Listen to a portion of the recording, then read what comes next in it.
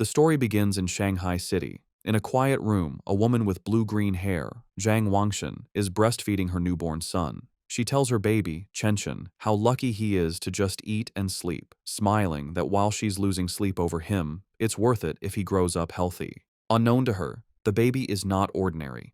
He is reincarnated and has the consciousness of his former life. As he feeds, he notes his brain isn't fully developed, yet he is aware. A blue, game-like status screen appears, identifying him as Lin Zichen, 33 days old, with a biological level of ordinary Tier 1.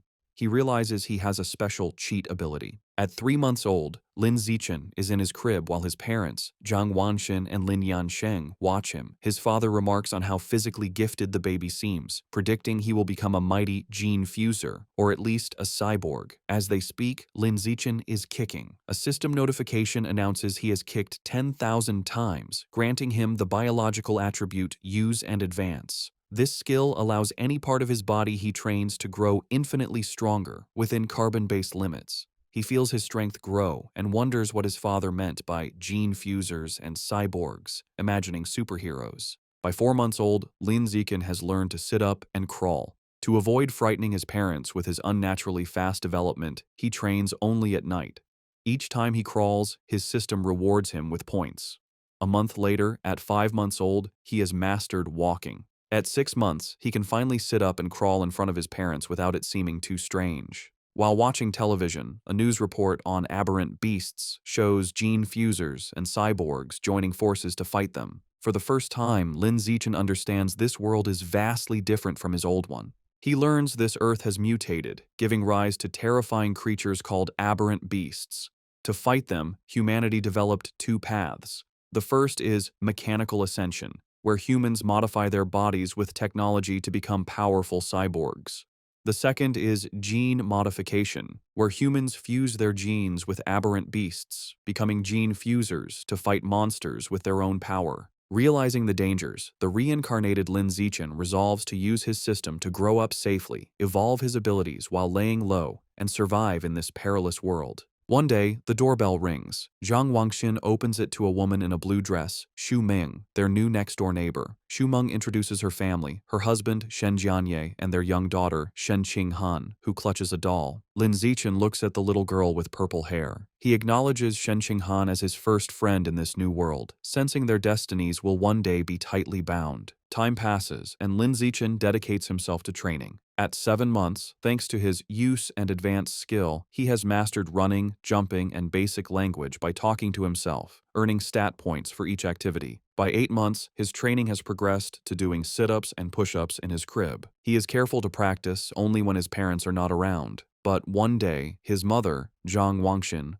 walks onto the balcony and is shocked to see her 8-month-old son doing sit-ups. She rubs her eyes in disbelief. However, being a web novel author, she dismisses it as a stress-induced hallucination. Lin Zichen immediately pretends to be asleep, breathing a sigh of relief and making a mental note to be more cautious. A few days later, while giving him a bath, Zhang Wangxian makes another shocking discovery. She screams for her husband, Lin Yansheng. When he rushes in, she points out that their 8-month-old son has defined abs. Lin Yansheng is stunned. He excitedly suggests their son might be a 1-in-a-million prodigy with a bright future as a powerful gene fuser or cyborg. Hearing this genius narrative, Lin Zichen is relieved his secret is safe, realizing how lucky he is to have 2 web novel authors for parents. Lin Zichen reflects that on this mutated Earth, he is not the only genius. He and his mother watch a news report about a 2-year-old from a martial arts family who can lift a 20 kilos dumbbell with one hand. Zhang Wangxin pulls her son close, proudly stating that her Chenchen is just as amazing. Lin Zichen is touched by his mother's confidence and wonders if he'll also be able to lift 20 kilos when he turns 2.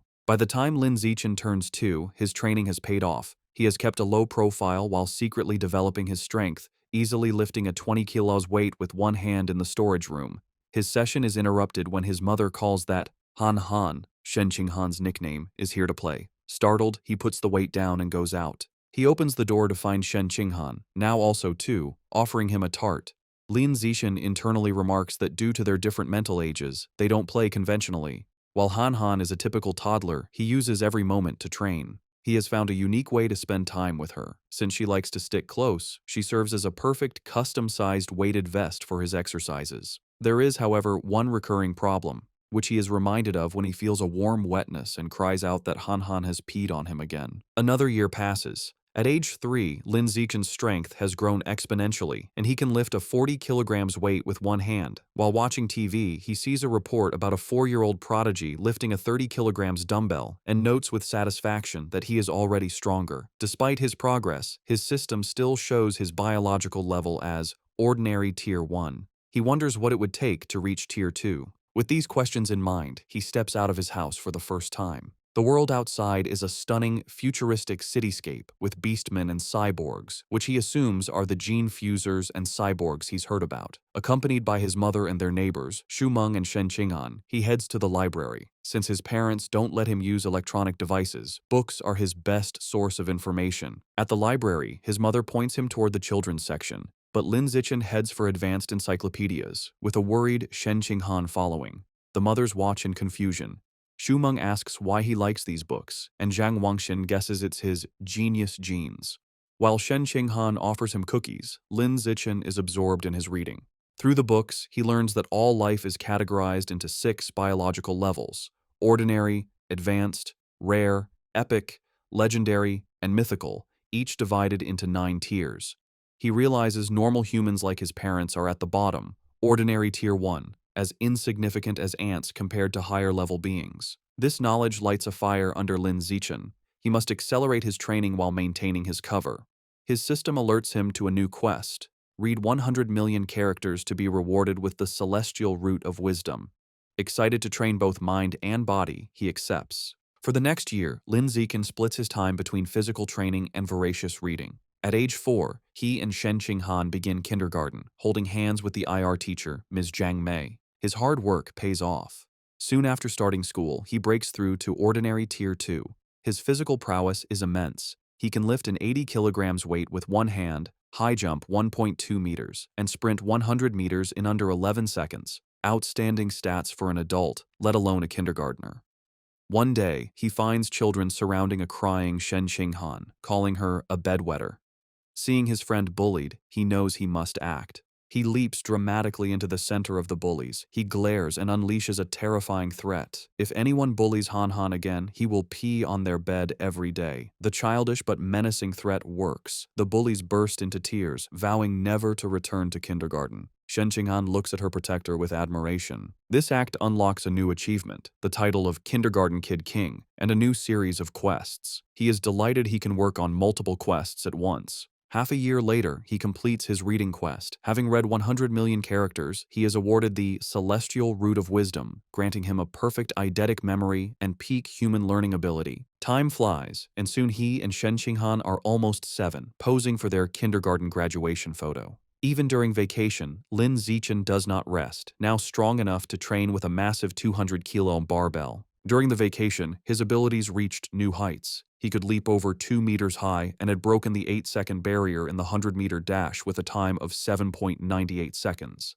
His mind was just as sharp. Boosted by his new attribute, he had already finished most of the elementary school curriculum. His new life began at Sunshine Elementary School. Because he was already self-studying advanced subjects, academic competitions were easy. He effortlessly took first place at the National Elementary School Academic Competition just to unlock his title as quickly as possible. Whenever he had free time, he would give Shen Qing'an private tutoring. Though not an exceptional talent, she was diligent. With his help, her grades improved dramatically, and after one semester, she was ranked second in the class, with Lin Zichen holding first place. To speed up his quest, he also participated in school sports meets, breaking every record. Just when he thought his school life would continue in this predictable routine, a special new transfer student appeared. The teacher introduced the newcomer, a girl with long, silvery blue hair named Bai Shui. Lin Zichen immediately knew she was different. As she stood in the doorway, he could sense a faint, unusual aura that did not belong to a normal human. As the new transfer student, Bai Shui, walks to find a seat, the other students watch her curiously. Shen Qing'an leans over to Lin Zichen, whom she calls Xiao Chen, and whispers about how pretty Bai Shui's hair is, like winter snowflakes. However, Lin Zichen is not in the mood to discuss aesthetics. As Bai Shui sits near him, his mind is on the strange, non-human aura he senses from her. He wonders if she could be a gene fuser or the descendant of one. In the following days, Baizue proves to be an enigma. She doesn't speak to anyone and lays her head on her desk the moment class ends, remaining motionless. She barely even gets up for the restroom. At first, students are curious, even taking photos with her while she sleeps. But as her behavior doesn't change, they lose interest, and the classroom returns to its routine.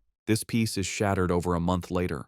A bizarre phenomenon begins. Bai Shui starts to secrete a viscous, white liquid. The substance has a foul odor and drips down her clothes and legs. The other students react with disgust, complaining about the terrible smell. A mean-spirited boy sneers a crude comment about the liquid and then pours his water bottle over her head, claiming he's washing her out. Humiliated and soaked, Bai Shui clenches her fist on the desk, and tears stream down her face as she begins to cry, her shoulders shaking with silent sobs. The bullies erupt in cruel laughter at her distress. Watching from their desks, Shen Qinghan turns to Lin Zichen with a worried expression, asking if they can help poor Bai Shui. Lin Zichen is confused. He had sensed Bai Shui was dangerous, so he can't understand why she is crying. He agrees to help. As he walks towards the bullies, he reevaluates his assessment. While he still doesn't understand her, he realizes that for now, she isn't a threat. She is just a weak girl being bullied, and he has to step in. Lin Zichen walks up to the main bully and grabs him by the collar, calling out his name, Guan Chun. With a menacing smile, he orders the boy to wipe the water off Bai Shui's desk. Guan Chun is terrified and stammers that he'll wipe it up right away.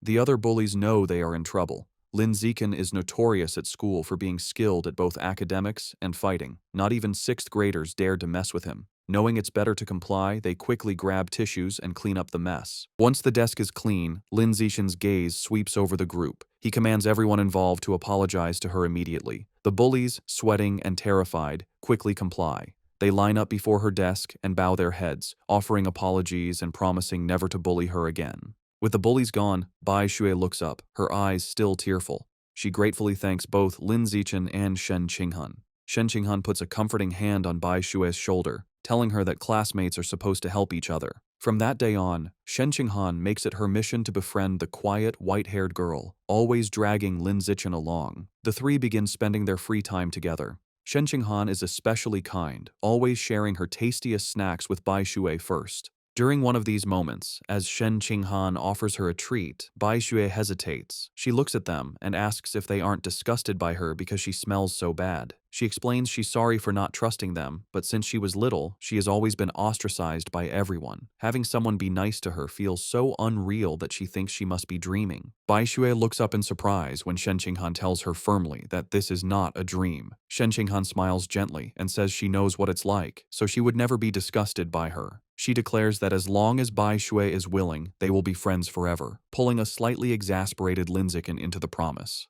Overcome with emotion, Bai Shui tightly hugs Shen Qinghan. Tears of gratitude stream down her face as she thanks them for their kindness. After composing herself, she tells them she wants to give them a gift in return. She holds out a necklace with a pair of beast fangs, explaining it was a birthday present from her mother. She gives it to them, hoping it can be a symbol of their friendship. Shen Qinghan enthusiastically agrees, and the three children stand together in the schoolyard as the sun sets, joyfully declaring they will be friends forever. However, just as their newfound friendship was solidified, the unexpected happened. One day, Shen Qinghan is stunned to learn that Bai Shui has transferred out of the school. Lin Zichen confirms it, revealing that he saw her filling out the withdrawal papers. He flashes back to watching from the principal's office doorway. He saw Bai Shui with the principal and a large, intimidating man with cybernetic arms. The principal assured the man that Bai Shui's paperwork was complete and her information would be kept confidential. The encounter confirmed Lin Zichen's suspicions that Bai Shui's identity was not simple. From that day on, he never saw Bai Shui again, left to wonder about her. But he notes that the events that followed were what truly captured his attention. Sometime later, Lin Zichen is at home giving his mother, Zhang Wangxin, a shoulder massage. She sighs in relief, telling him the massage is perfect after a long day of typing. Lin Zichen internally notes that he learned professional massage techniques thanks to his celestial root of wisdom and is surprised by its usefulness. Their quiet evening is interrupted by a major news report. It features another incredible achievement by the Kyoto prodigy. At just 10 years old, the boy has successfully fused with aberrant beast genes and can now lift a 500 kilograms boulder with one hand. Lin Zichen recognizes the boy and realizes with a jolt that his rival has already begun gene fusion. His father, Lin Yansheng, complains that the Kyoto prodigy is always on TV, questioning if they are trying to turn him into an influencer. The parents discuss it. Lin Yansheng explains the boy is from a 1,000-year-old martial arts family, so they likely have advanced gene fusion technology. Zhang Wangxin argues it's wrong to use a child as a guinea pig. Her husband counters that for such a family, family interests come first, earning a sarcastic "you know everything" from his wife. While his parents bicker, Lin Zichen is deep in thought. He recalls that before the fusion, the prodigy could lift 100 kilograms. Now he can lift 500 kilograms, a five-fold increase. In comparison, Lin Zichen, at only 8, can already lift a 300 kilograms weight with one hand without any gene fusion. He concludes with a confident fist pump that his own potential is far greater. His confidence was soaring, but that feeling was short-lived. The next news report taught him the true meaning of fear. Breaking news shows a city in a neighboring country completely devastated by a massive explosion. The report states that based on footage, the attack was carried out by giant aberrant rats. The screen shows horrifying images of monstrous rats swarming the ruins, capturing a screaming woman in their massive jaws, and then brutally devouring her. The news report continues, confirming heretics were responsible for the aberrant rat attack, fanning the flames from the shadows. At a press conference, an official from the devastated Sakura country pleads for international aid, explaining the heretics are a shadowy cult manipulating the beasts. Watching the news, Lin Zichen learns the cult is an anti-human organization of traitors who serve the aberrant beasts for their own gain. He feels relieved to be born in a powerful, stable country, giving him a safe place to grow stronger while laying low. His thoughts are shattered by sonic booms outside. He rushes to the window and pulls back the curtain to see a squadron of heavily armed cyborgs flying through the night sky. He wonders why so many are being deployed, hoping nothing bad is happening. The next morning, everything seems normal. Lin Zichen waits for Shen Qinghan, who runs up, apologizing for being late. As she approaches, he notices something strange. The beast fang necklace Bai Shui gave them, now worn by Shen Qinghan, emits a bright blue glow. He realizes the fang is from an aberrant beast and the source of the faint, non-human aura he'd sensed from her. The glow fades as quickly as it appeared, and the two don't think much of it. However, between the cyborgs and the fang's reaction, Lin Zichen feels that something bad is about to happen. On their way to school, a striking woman with long red hair in a black dress leans against a lamppost, watching them. She comments on what adorable kids they are and steps in front of them, asking if they are brother and sister. Shen Qinghan proudly corrects her, explaining they are childhood best friends. The woman smiles wistfully, remarking how she wishes she had a childhood friend too. Then, her expression turns sinister. She leans in, eyes glinting, and asks why they're going to school alone and where their parents are. As Shen Qinghan begins to answer, Lin Zichen quickly grabs her hand, cutting her off. He pulls her along, stating they're going to be late, leaving the mysterious woman behind. Once a safe distance away, he gently scolds Shen Qinghan, reminding her not to talk to strangers. She nods. After school, Lin Zichen leads them through a deserted alleyway. Shen Qinghan nervously comments on how creepy it is. Lin Zichen explains the area is scheduled for demolition, and everyone has already moved out. Their walk is interrupted by a familiar voice. The red-haired woman from the morning appears, commenting on how they are finally out of school. She's not alone. A large, muscular man named Sheng is with her. The woman tells Sheng she's got the kids over here. Lin Zichen is alarmed. He had deliberately chosen a different route, but she had somehow followed them. The woman tries to lure them closer with a sweet voice, offering them treats. Her accomplice, Sheng, grows impatient. He tells her to stop talking and just knock the kids out so they can get it over with. Without another word, Sheng rushes toward them with a cloth, shouting he's in a hurry to sell them for cash. As he closes in, Lin Zichen shoves Shen Qinghan out of the way and squares up to face him. He clenches his fist and throws a powerful punch with all his might. The blow connects squarely with Sheng's face, stopping the larger man in his tracks. The immense force sends Sheng flying backward down the alley with a pained cry. The red-haired woman watches in utter disbelief, shocked that an elementary schooler could send a grown man flying. On the ground, Sheng coughs up blood, stunned. With Sheng down, Lin Zichen turns to the red-haired woman. Before she can react, he lands a solid punch to her midsection, followed by a powerful uppercut that knocks her unconscious. Standing over the defeated kidnappers, his expression hardens. He picks up a nearby brick, his intentions grim. He reasons that with no cameras in the deserted alley, he must finish them off. If they live, his superhuman powers will be exposed, ruining his plan to lay low and grow stronger. Just as he is about to deliver the final blow, the ground trembles violently. A powerful earthquake shakes the alley, catching them off guard. A moment later, a massive, clawed hand smashes through a nearby building wall. A monstrous giant aberrant rat emerges from the dust and rubble, towering over them. The beast ignores the children and looms over the unconscious woman, but instead of devouring her, it decapitates her with a swift swipe of its claws. The rat then picks up her severed head as Shen Qinghan screams in terror. Recognizing the danger, Lin Zichen scoops the horrified Shen Qinghan into his arms. He tells her it's a giant aberrant rat and they have to get to safety. He turns and sprints away, carrying her as they flee. As they escape, a flash of red and gold streaks through the sky. A female cyborg with blonde hair and rabbit ear attachments on her helmet dives into the alley. She moves with incredible speed, a blur of motion as she zips past the rat. Shen Qinghan, looking over Lin Zichen's shoulder, exclaims how unbelievably fast the cyborg is. The cyborg lands gracefully behind the monster. Facing the rat, the female cyborg prepares her attack. Her gauntlet glows as she charges her weapon and announces, "Anesthetic smoke." She fires projectiles at the monster, causing massive explosions that rock the alley. Lin Zichen shields Shen Qinghan from the blast. The aberrant rat is caught in the fiery explosions, roaring in pain, and is left dazed by the anesthetic smoke. Seeing her opening, the cyborg surges forward and finishes off the weakened beast in a flurry of strikes. Later, Lin Zichen watches a news report about the incident at home. He analyzes the fight, concluding the cyborg's power level probably isn't very high. He reasons she had to weaken the rat first, and it still took her 7 minutes to kill it.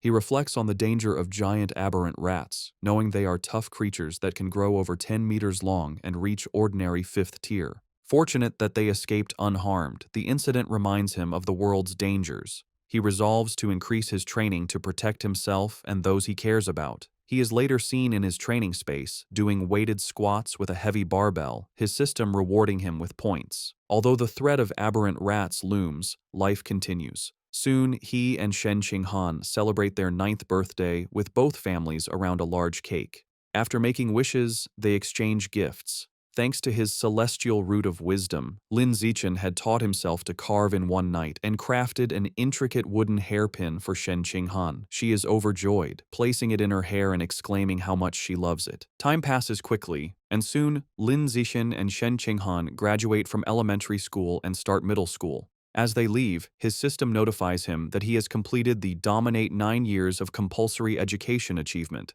unlocking the Kindergarten Kid King and Elementary School Top Dog titles. He becomes excited to unlock the Middle School Overlord title next, which will grant him the Survival of the Fittest attribute. During the break, he sticks to a high-intensity training regimen. His training includes 1,000 push-ups with a massive boulder on his back, granting him huge stat boosts. His hard work pays off. Just before school begins, after a 10 kilometers run, his system announces his biological level has broken through to ordinary 3rd tier. His physical attributes increase dramatically. He can now lift 700 kilograms with one hand, has a vertical jump of 4 meters, and can run the 100-meter dash in 6 seconds. As his power grows, he wonders what level the Kyoto prodigy has reached. Coincidentally, a news story airs on TV the night before school starts. The report reveals the now 14-year-old prodigy has fused with giant ant genes and can lift a 2,000 kilograms alloy block with one hand.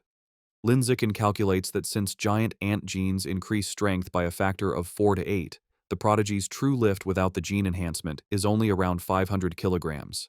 This means Lin Zichen is still fundamentally stronger. He smiles, imagining how powerful he will become with future gene fusion. The next day, middle school begins. Because he was the city's top student, all the best middle schools tried to recruit him. He accepted the invitation from Shanghai Middle School, but only if Shen Qinghan could be in his class. During registration, they are welcomed by the principal and their new homeroom teacher, who express how much they are counting on him. After a few pleasantries, he makes an excuse and leaves with Shen Qinghan. The real reason he chose Shanghai Middle School was for its excellent athletic facilities. They had planned to play badminton on the school's court before classes officially started. On the court, an excited Shen Qinghan tells Lin Zichen, "Xiao Chen, they should start." She serves with a flourish, calling out her fairy's curveball. Lin Zichen easily catches the shuttlecock mid-air, but their game is interrupted. A group of upperclassmen approaches, and their leader, in a backward cap, snatches the shuttlecock, informing them the court is reserved. His friends mockingly offer to let Shen Qinghan stay and spar with them. Shen Qinghan stands her ground, telling them they have to follow the rules, and they were there first. Lin Zichen, seeing them get too close to Shen Qinghan, steps in with a cold expression. He tells them to get away from her and reminds them of the first come, first served rule. The leader scoffs, arrogantly declaring he is taking the court. The leader holds the shuttlecock and tosses it up, but before he can serve, Lin Zichen moves. He declares that from now on, his rules are the only ones that matter. With a surge of power, he leaps and smashes the shuttlecock with incredible force. The shuttlecock rockets across the court, a white blur. It moves so fast, the leader barely has time to react. The force of the impact shatters his racket and sends his cap flying. The upperclassmen are left in shock, sweating and trembling. They wonder if Lin Zichen is even human, questioning if he's a gene fuser. One notes with terror that if the shot had been off by a little, their boss's head would have been taken off. Thoroughly intimidated, the upperclassmen bow deeply in apology. They tell Lin Zichen they understand the rules now and will be leaving immediately. They then beat a hasty retreat. Perhaps because word of the incident spread, no one ever dared to bully Lin Zichen or Shen Qinghan again. Aside from being bigger with better facilities, their new school life felt much the same. Academically, Lin Zichen was far ahead, having finished the middle school curriculum long ago.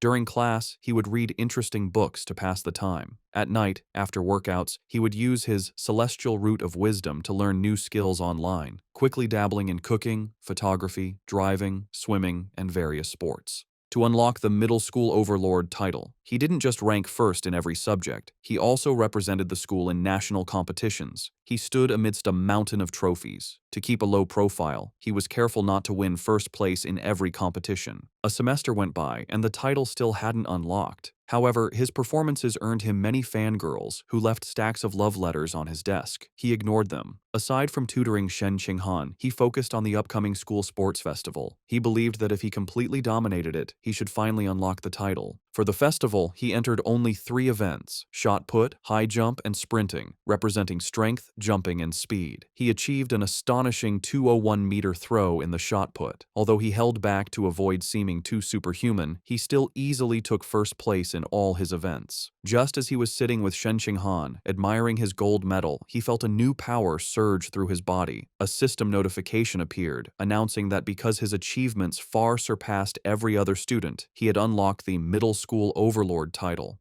With all 3 school-age titles unlocked, the Dominate 9 years of compulsory education achievement was complete, and he had obtained the new biological attribute, survival of the fittest. As the power flowed through him, he realized with satisfaction that the title had finally unlocked. As Lin Zichen and Shen Qinghan leave school, he considers his new survival of the fittest attribute. The ability lets a predator devour the life essence of other creatures to evolve. He wonders what life essence is, lost in thought until Shen Qinghan calls for him to wait. Snapping back to reality, he gets an idea. He asks Shen Qinghan if he can borrow her beast fang necklace.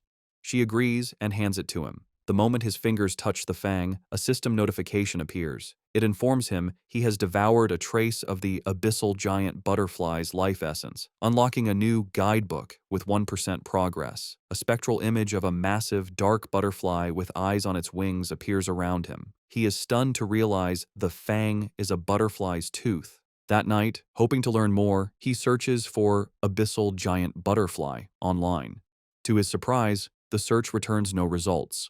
Realizing he'll have to study this exotic beast on his own, he remembers Bai Shui had given them a pair of fangs. He rummages through his bag and finds the second tooth. Holding the second fang, he once again absorbs its power. Another system notification confirms he has devoured a second trace of life essence, but the guidebook progress only increases to 2%. He looks at the fang with disappointment, realizing there isn't much life essence left in it. He concludes he must find another way to unlock the abyssal giant butterfly's full power. The next day after school, to boost his training and ensure a quick escape route from any aberrant beasts, Lin Zichen starts biking Shen Qinghan to and from school every day. As they leave the school grounds, a man calls out to him, "Zichen." The man, in a tracksuit, stops them and introduces himself as Coach Guo from the school's martial arts team. He praises Lin Zichen's performance at the sports meet as the best in school history. With great enthusiasm, Coach Guo formally invites him to join the team, insisting his athletic talent surpasses his academic abilities. He urges Lin Zichen to say yes, but also offers him time to learn about the team before deciding. Coach Guo speaks so quickly and passionately that Lin Zichen doesn't get a chance to say no. Waving goodbye as they ride off, the coach tells them the martial arts team is in room C of the gym and that he'll be waiting for him if he's free to visit the next day. As the sun sets, Lin Zichen is back in his room, ready to test his new ability. He claps his hands, squashing a cockroach and a mosquito he found. He opens his hands to examine the dead insects, but feels no power surge. He realizes killing such small, ordinary creatures didn't trigger the skill. He deduces that only powerful or exotic beasts carry enough life essence to be devoured for his evolution. To verify his new theory, Lin Zichen decides to visit a supermarket that sells beast meat. With Shen Qinghan on the back, he bikes them into the city. They soon arrive at a large, multi-story supermarket. Inside, they walk through the aisles, and Lin Zichen notes that while there is plenty of beast meat, it's all pre-packaged. He knows he can't test his theory without touching the meat. Just as he's feeling frustrated, he hears a butcher advertising fresh-cut beast meat. He spots a counter with a sign reading, "Fresh beast meat, not pre-packaged, safe to eat," where a butcher is cutting up large sides of meat. Telling a confused Shen Qinghan to wait, he says he's going to check out the meat. He doesn't explain further, eager to confirm his suspicions, and rushes to the counter. He reaches out and places his hand on a slice of freshly cut beast meat. The moment he makes contact, a powerful surge of purple energy flows into him. Just as he thought, the beast meat contains a strong surge of life essence. He clenches his fist in excitement, a wide grin on his face. Shen Qinghan watches, bewildered, wondering why he is so excited just from touching meat. She approaches him with a look of confused concern, asking how the meat feels. Trying to play it cool, Lin Zichen casually tells a bewildered Shen Qinghan that the meat just feels fresher than normal and asks if she wants to touch it too. She frantically waves her hands and refuses, saying he has touched it enough for both of them. Having confirmed his theory, Lin Zichen decides to buy some of the beast meat to try at home, surprising Shen Qinghan. He isn't surprised by her reaction, knowing beast meat is incredibly expensive. Even the cheapest option, the ghost shadow squid, costs nearly 1,000 yen per jin. Deciding to go with the squid, he picks up a package. Shen Qinghan panics at the price, telling him it's too expensive and that he should ask his mother first. Lin Zichen simply smiles and pats her head reassuringly. He tells her not to worry, making up a lie that his mom had already told him to buy plenty for both of their families. A flashback shows his mother, Zhang Wangshan, happily agreeing to cook a feast. Internally, Lin Zichen admits that while sharing is part of his plan, his other, more important reason is to test if he can absorb life essence through consumption, as he worries direct absorption might spoil the meat. At the checkout, he buys 3 packages of the ghost shadow squid for a hefty 29.94 yen. The female cashier thanks him. As they leave, Lin Zichen thinks about how expensive the meat was, wondering when they'll be able to afford it again. By the time they finish shopping, it is after 9 p.m. Knowing the city has been chaotic lately, they decide to head straight home for safety. On the ride home, Lin Zichen can't stop thinking about his experiment. Unable to wait, he discreetly places his hand on the package of meat in the basket. He immediately feels a familiar surge of purple energy. His system confirms he has devoured a trace of the ghost shadow squid's life essence. A new guidebook for the creature is unlocked, but his progress is only 0.1%. A spectral image of the menacing, multi-eyed squid appears in his mind. As they bike through the quiet streets, he does some mental math. He realizes devouring a small amount of meat only unlocked a fraction of its power. He estimates he'd need to devour 100 jins to reach 100% on the guidebook, costing a staggering 100,000 yen. He considers the squid's special ability, to dissolve into water and vanish, and decides the powerful skill is worth the price. His course is clear. He needs to make a huge sum of money, as he can't ask his family for that much. He then remembers his second reason for buying the meat, to test if absorbing its life essence would cause it to spoil. He glances at the package. It's been a while, but the meat looks perfectly fresh. He grins, delighted that absorbing the essence doesn't ruin the meat. As he continues to absorb its power, his progress bar for the squid climbs to 3%. His concentration is broken when Shen Qinghan shouts a warning. He slams on the brakes, screeching to a halt just inches from a couple in the bike lane, and apologizes. He scolds himself for not watching where he was going, then wonders why the lane is so crowded. Shen Qinghan points ahead. They see a tense standoff. A muscular, red-haired man is holding a woman hostage at knife point. Shen Qinghan recognizes the hostage in terror as their teacher, Chao Mei. The man shouts threats at the crowd. The area is surrounded by police officers who try to de-escalate the situation through a megaphone. The police captain holds back an officer, Ah Bing, telling him not to shoot recklessly. The captain explains the target is too close to the hostage and using her as a shield, making a clean shot impossible. The officer suggests sleeping gas, but the captain rejects it, fearing it would provoke the suspect before it could take effect. While the police hesitate, Lin Zichen decides to act. He discreetly picks up a small rock from the pavement and flicks it with incredible speed and precision. The rock strikes Officer Ah Bing's gun, causing it to misfire. The stray bullet hits the hostage-taker's hand, forcing him to cry out and drop his knife, releasing Teacher Cao Mei. Seizing the opportunity, the police captain yells for his team to move in. The officers rush forward and swiftly arrest the disarmed suspect, while a female officer comforts the terrified but unharmed Teacher Cao Mei. As the situation is controlled, Lin Zichen quietly gets back on his bike. Shen Qinghan looks at him with wide, questioning eyes and asks if he threw the rock. He quickly shushes her, saying they should leave and talk later, and they pedal away. Just as they are about to get away, a voice commands them to stop. The police captain calls out, asking if Lin Zichen was the one who threw the rock. Panicked at being caught, Lin Zichen quickly denies everything with a nervous smile. The captain watches them pedal away, finding it strange that someone wouldn't want to admit to a good deed. He muses aloud that there's a reward for bravery. The word reward instantly catches Lin Zichen's attention. Needing money, he slams on his brakes, skids to a halt, and rushes back to the captain. He sheepishly retracts his denial, admitting he threw the rock and explaining that the money is really important to him. The captain tells him to come to the station to make a report, promising to help him apply for the reward. After informing their families, Lin Zichen and Shen Qinghan prepare to head to the police station. He assumes everything will go smoothly, but as the police lead the cuffed suspect away, something goes horribly wrong. The suspect's face begins to twist grotesquely. The police realize with horror that he's a heretic and is mutating into a giant aberrant rat right before their eyes. The monster breaks its cuffs and goes on a rampage, swiping its massive claws at the officers. The police captain gets on his radio, ordering all forces to open fire but to protect the civilians. The officers unload their weapons, but the bullets have no effect. A frantic report comes in, identifying the heretic as having fused with Rat King genes and calling for immediate backup.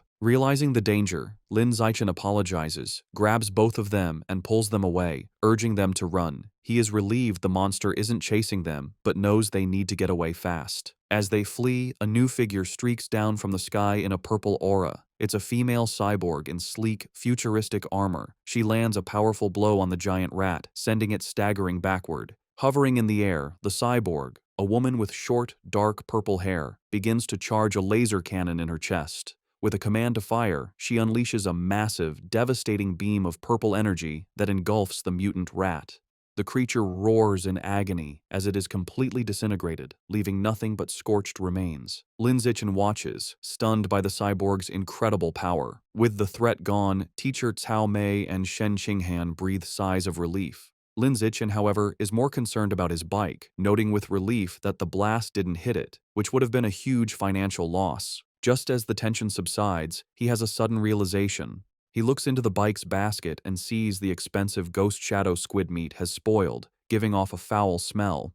He now understands his initial theory was correct. Absorbing the life essence causes the meat to spoil, but there's a delay. Holding up a limp tentacle, he realizes he needs an excuse and decides to blame the fight and the now deceased heretic. Putting on a dramatic show, he throws the spoiled tentacle down, loudly blaming the heretic and the cyborg's attack for roasting the meat. Teacher Cao Mei comforts him, saying what matters is that they're all safe. Although they plan to go home, at the captain's request, they end up riding with the security team to the station. They didn't expect to be transported in the same van as the heretic's remains. After the laser blast, all that was left was a pile of scorched flesh on a gurney, and the smell was intense. As he sits in the foul-smelling van, another thought strikes Lin Zichen. He remembers that the beast fangs from Bai Shui still contained life essence long after the creature was dead. A new possibility dawns on him. Could there be life essence left in this corpse as well? And if so, could he devour the corpse's Rat King gene for himself? Sitting in the police van, Lin Zichen wonders how much of the Rat King gene he can devour from the heretic's scorched corpse.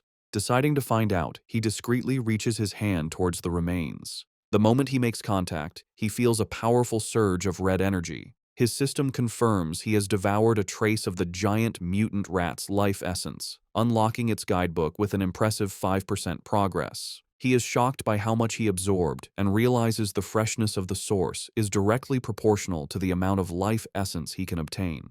The escorting officer, Ah Bing, notices his movement and tells him to sit still. Lin Zichen quickly claims he just needed to stretch. Later, at the public security office, he knows that while Ah Bing was easy to fool, the security captain is sharper. The captain informs Lin Zichen that he has applied for his bravery reward, but then questions him more seriously. He asks how a middle schooler, at such a distance and in poor lighting, managed to so precisely hit the heretic's knife hand with a rock. Lin Zichen gives a vague answer, claiming it's because he often trains his right hand.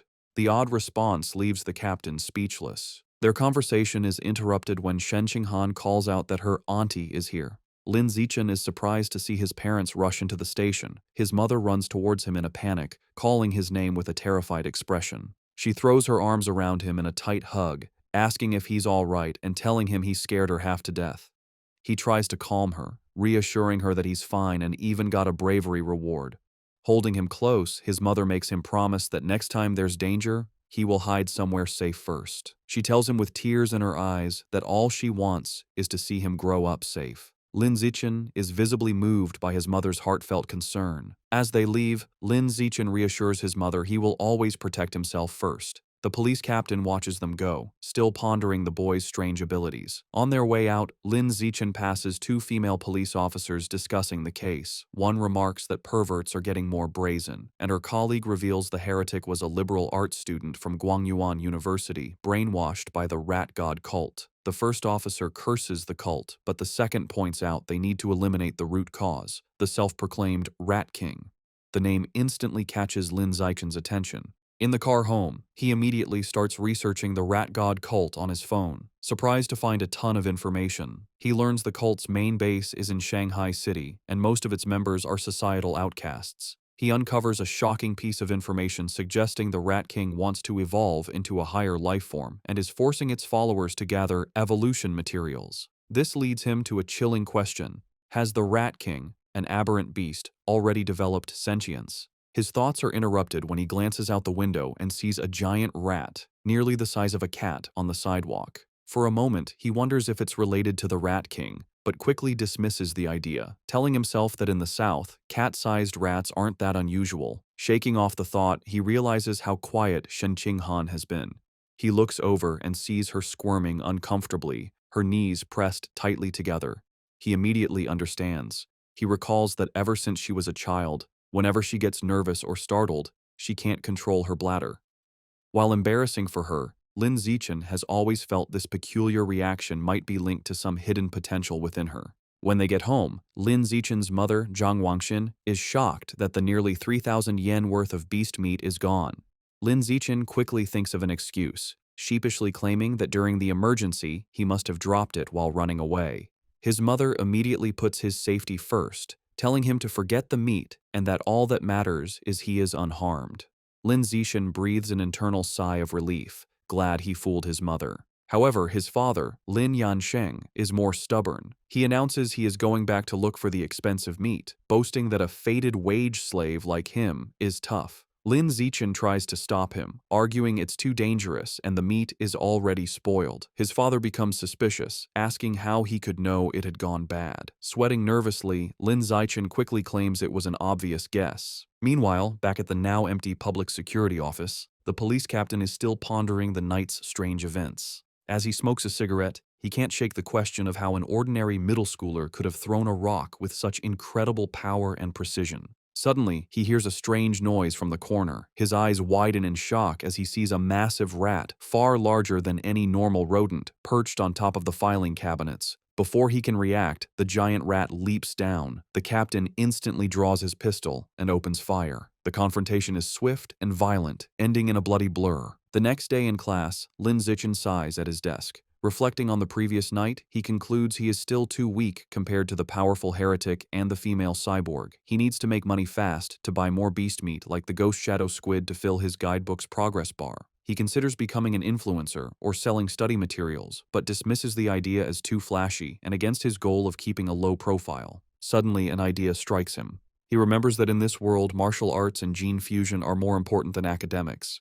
He decides it's time to act. Later, he heads to the gym where the martial arts team practices in Building C. He finds Coach Guo drinking from a thermos and greets him. A surprised Coach Guo asks if he is there to join or just to learn more about the team. Instead of answering, Lin Zichen leans in and discreetly asks if joining the team offers a chance to compete in city tournaments and if the prize money is high. The coach smiles, confirming he would have a chance and that prizes are worth tens of thousands. With his main concern addressed, Lin Zichen shakes the coach's hand and announces he is joining the martial arts team today. Coach Guo happily welcomes him. The coach gathers the team to announce their new member. He introduces Lin Zichen, reminding them of his performance as the sports meet champion. The other team members, Zhang Kai, Huang Tianxing, or Ah Xing, Li Shutong, and Han Yiguo, introduce themselves.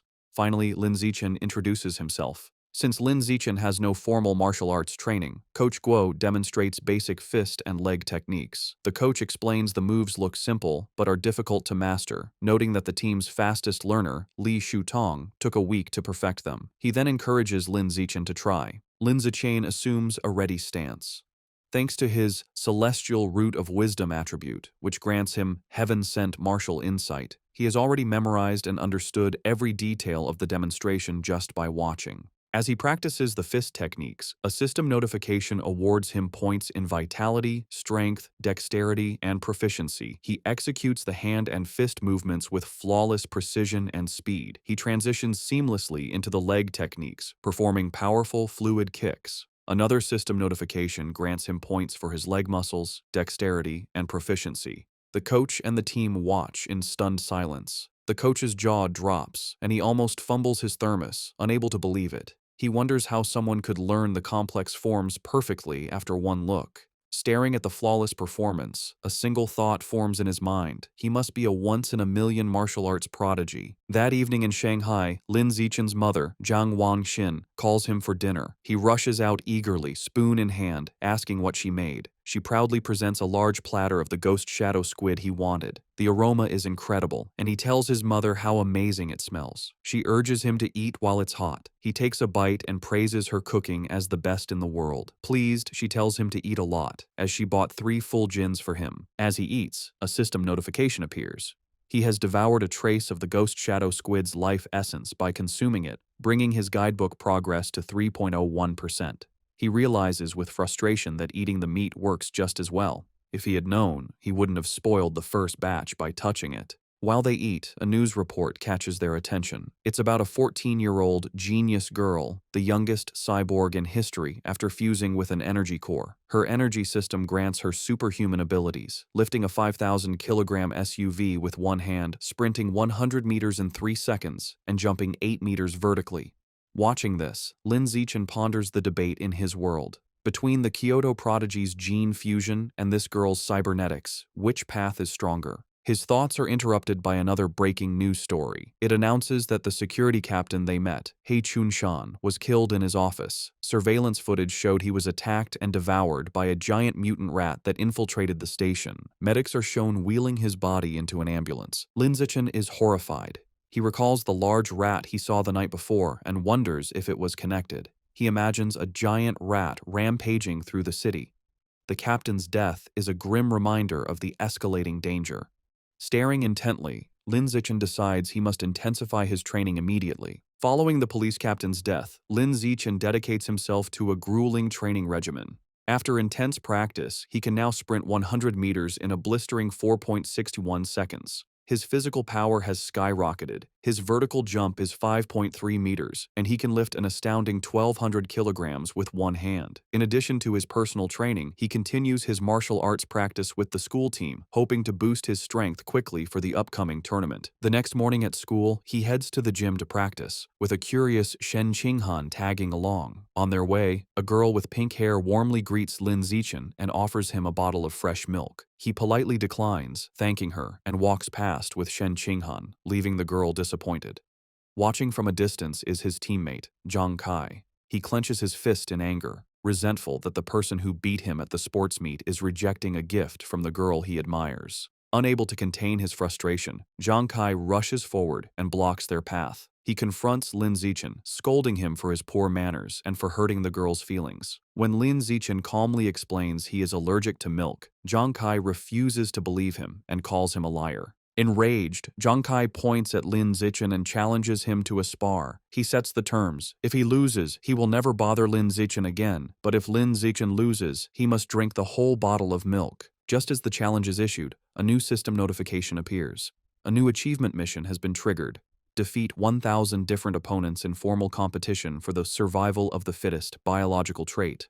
A sly grin spreads across Lin Zichen's face. This is the opportunity he has been waiting for. Surrounded by a menacing purple aura, he accepts the challenge, his eyes glinting with anticipation as he agrees to the spar. Word of the duel spreads quickly through the school. Two students excitedly decide to go watch the fight between the popular junior, Lin Zichen, and a senior. By the time they are ready, the gym is packed with onlookers in a large circle around the sparring area. The crowd is clearly on Lin Zichen's side. Many of his female fans cheer him on, telling him to teach his opponent a lesson, including the pink-haired girl from earlier who gets her phone ready. Zhang Kai scoffs, annoyed that everyone assumes he will lose. He internally admits Lin Zichen's talent has grown incredibly over the past month. He sees this duel as his last chance to put the rising genius in his place and show off his own strength. In contrast to his opponent's intensity, Lin Zichen seems unfazed.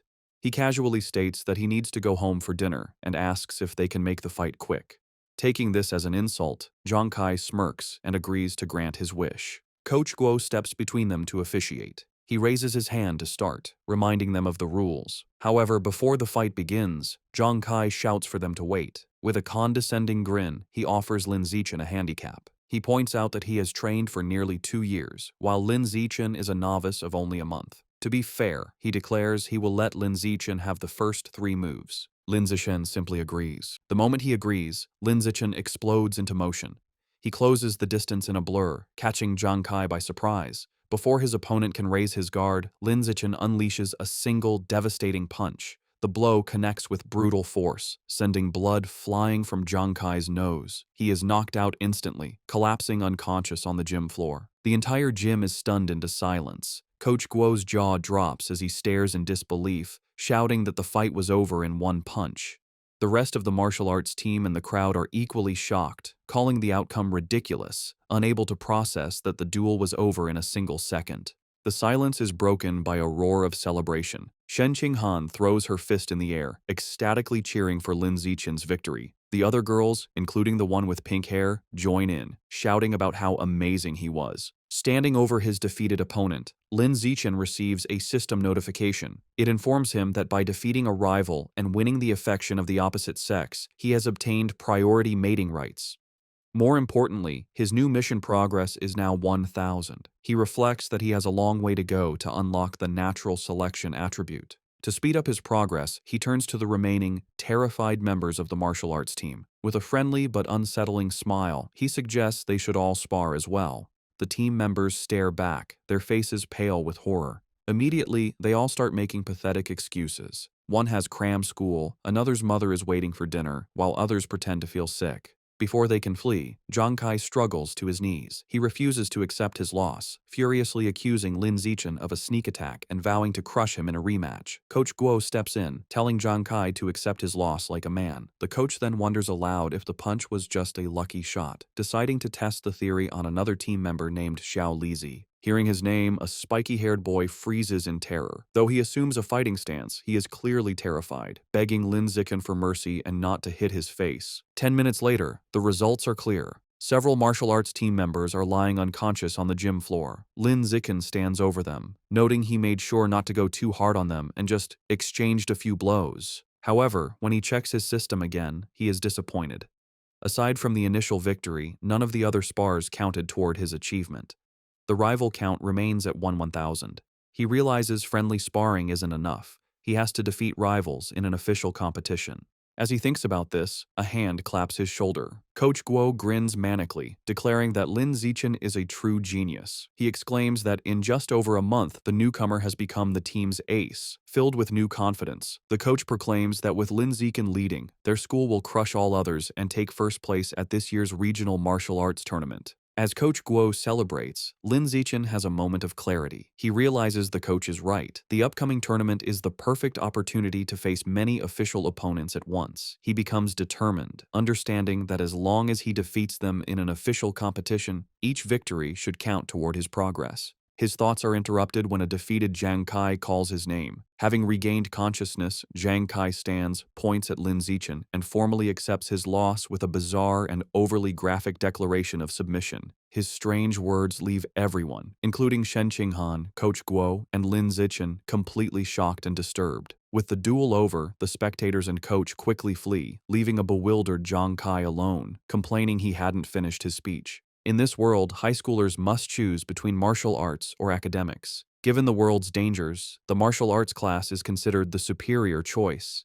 Determined not to be left behind, Shen Qinghan decides to join the martial arts class and begins training rigorously with Lin Zichen. Their daily routine is intense. They start with a 3,000-meter run, followed by an hour of hand-to-hand combat practice. After that, they do sit-ups and push-ups to build strength. To conclude each session, Lin Zichen gives Shen Qinghan a massage to relieve her muscle tension. Of course, Lin Zichen doesn't slack on his own training. He pushes himself to the limit daily, driven by the goal of winning the tournament and unlocking the natural selection attribute as quickly as possible. 1 month later, all their hard work is about to be tested.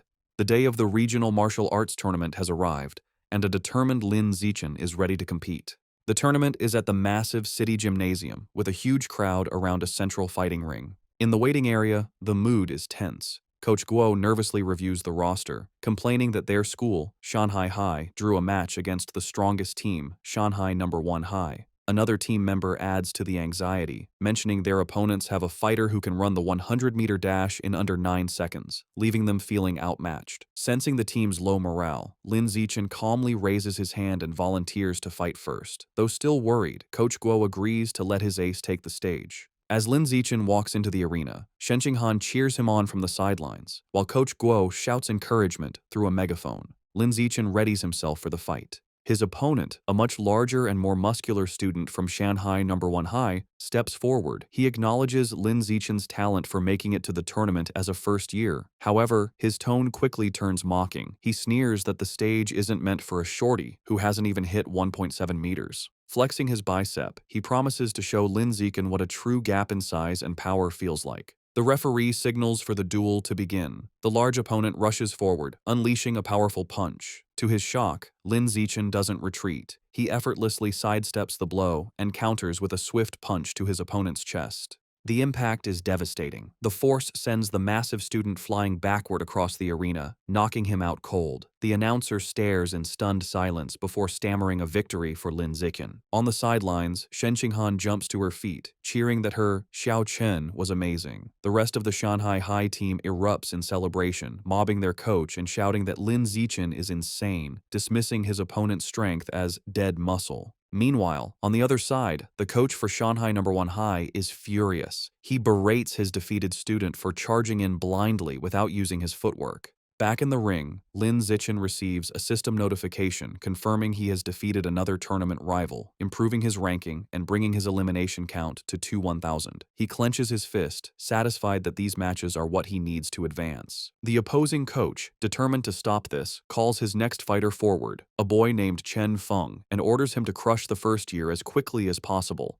Chen Feng calmly agrees. He steps onto the stage and assumes a ready stance, looking far more composed than the last fighter. The announcer signals for the second duel to begin. Chen Feng immediately showcases his superior technique, moving with incredible speed and launching a flurry of attacks. Lin Zichen calmly meets the assault, blocking a powerful kick with one hand. However, the force of his block sends Chen Feng spinning wildly through the air before he crashes hard onto the arena floor, unconscious. Medics rush in with a stretcher and carry Chen Feng away, stating he needs a head scan. The crowd is left bewildered. They murmur among themselves, questioning what just happened and speculating that the student from Shanghai High must be insanely lucky. Some angry spectators shout that the tournament must be rigged, demanding a refund. However, the coach of Shanghai No. 1 High knows better. Clutching his head in despair, he realizes with dawning horror that this isn't luck. The first year from Shanghai High is the real deal. Back in the waiting area, the coach has a new strategy. He calls his next fighter, a spiky-haired boy named Gao Fei, and gives him strict orders to focus entirely on defense, warning him that he cannot afford to lose. Gao Fei, however, is brimming with confidence. He calmly tells his coach not to worry, assuring him he will win. As he walks to the ring, Gao Fei internally dismisses Lin Zichen's victories. He believes his opponent isn't strong and has only won through tricks. With his superior speed, running the 100-meter dash in under 9 seconds, and greater experience, he is certain he can't lose. The crowd is buzzing. Spectators discuss Gao Fei's reputation, marveling at his speed. One person mentions his father is a gene fusion user, explaining his enhanced abilities. The consensus is that Lin Zichen's impressive run is about to end, though they acknowledge his great potential. The announcer signals for the duel to begin. Ignoring his coach's instructions, Gao Fei immediately goes on the offensive, lunging at Lin Zichen with a powerful kick. He follows up with rapid strikes, unleashing his special technique, the flowing water-shattering rock fist.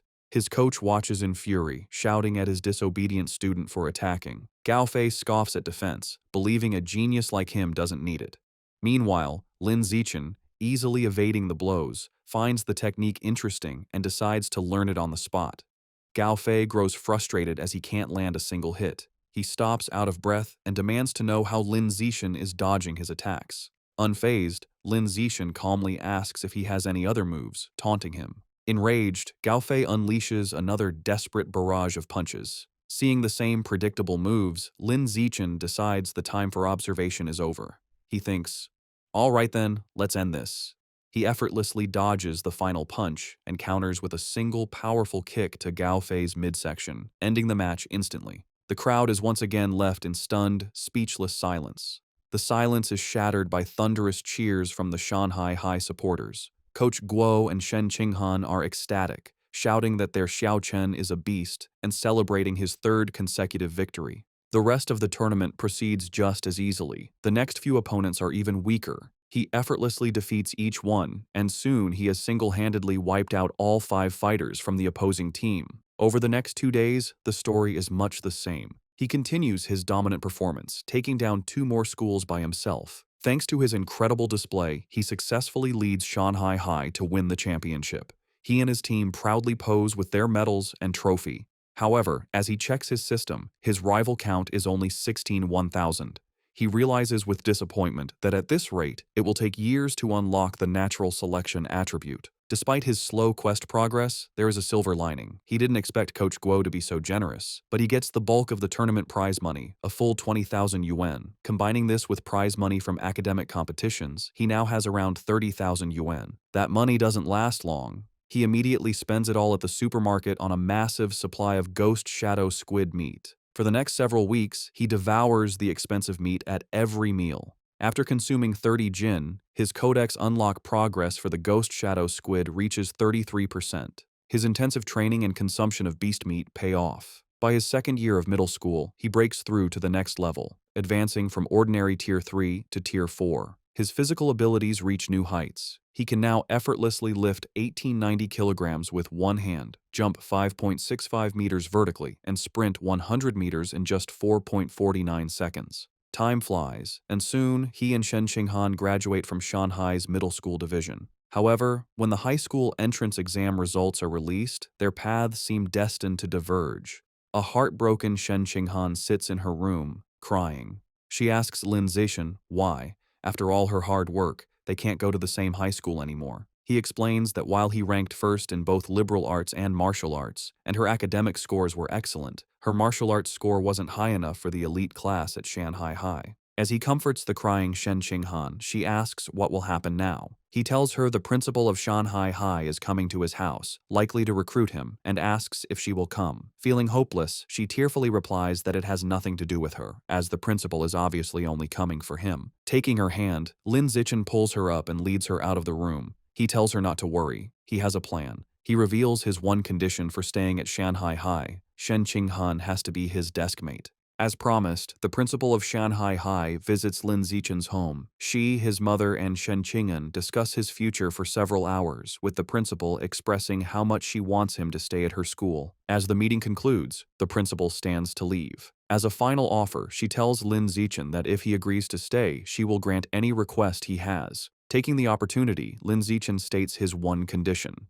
Shen Qinghan must be allowed to continue in the same class with him. The principal looks at the nervous Shen Qinghan and confirms her name. Without hesitation, she agrees. With a smile, she tells them both to report to Shanghai High together for the new school year. Overjoyed, Lin Zichen and Shen Qinghan thank her. With their high school future secured, Lin Zichen participates in his final junior high martial arts tournament. As expected, his overwhelming power easily leads his team to another championship. He decides to use the prize money to finally unlock the Ghost Shadow Squid Codex. He was only 20% away, and the new prize money was enough to max out the progress bar. Unsure what might happen, he travels to a secluded forest outside Shanghai for safety. Deciding not to waste time, he begins devouring the life essence from the last of the squid meat. A powerful blue energy surrounds him as a system notification confirms he is absorbing a large amount of essence. His eyes widen as he feels a final surge of power, and the Codex progress bar hits 100%. A new notification announces he has unlocked the Ghost Shadow Squid Codex and obtained a new biological attribute, Blessing of Liquid Affinity. The ability enhances his affinity with water, allowing him to move freely and even vanish in aquatic environments. However, as the power settles, he stands in the quiet forest holding the limp squid tentacles and feels his new ability is kinda underwhelming. Still feeling underwhelmed, Lin Zichen tests his new ability in a nearby pond. He finds his Blessing of Liquid Affinity has some benefits. He can soak for long periods without his skin wrinkling, and swimming is much easier with reduced water resistance. However, there are no other noticeable effects. He sits in the water and rationalizes that since the Ghost Shadow Squid is a low-tier beast, it's fair the ability isn't very powerful. He resolves that to get better attributes, he will either have to save up for higher-grade beast meat or become strong enough to hunt powerful wild mutant beasts himself. The memory of the terrifying giant mutant rats strengthens his resolve, and he clenches his fist, determined to grow stronger. With less than a week before school begins, Lin Zichen's mother and Shen Qinghan's family decide to go on a trip. To better study his new liquid affinity, Lin Zichen suggests they go to the beach. As they stand in the ocean, Shen Qinghan shivers and complains the seawater is cold. Lin Zichen, however, feels perfectly at home. He tells her to ease into it and then dives into the water, swimming with incredible speed. As he moves, his system rewards him with stat points for swimming and diving. From the shore, a nervous Shen Qinghan calls out, asking him to teach her how to swim. Lin Zichen pops his head out of the water, suddenly remembering his childhood friend doesn't know how yet. He begins patiently teaching her the basics. Given her average athletic talent, he assumes she will struggle. However, Shen Qing'an proves him wrong. She excitedly exclaims that swimming is surprisingly easy and that she learned it right away, diving effortlessly. She swims gracefully and surfaces with a look of shock, surprised she can dive without any instruction. Lin Zichen watches in shock as a strange blue aura of water seems to emanate from her.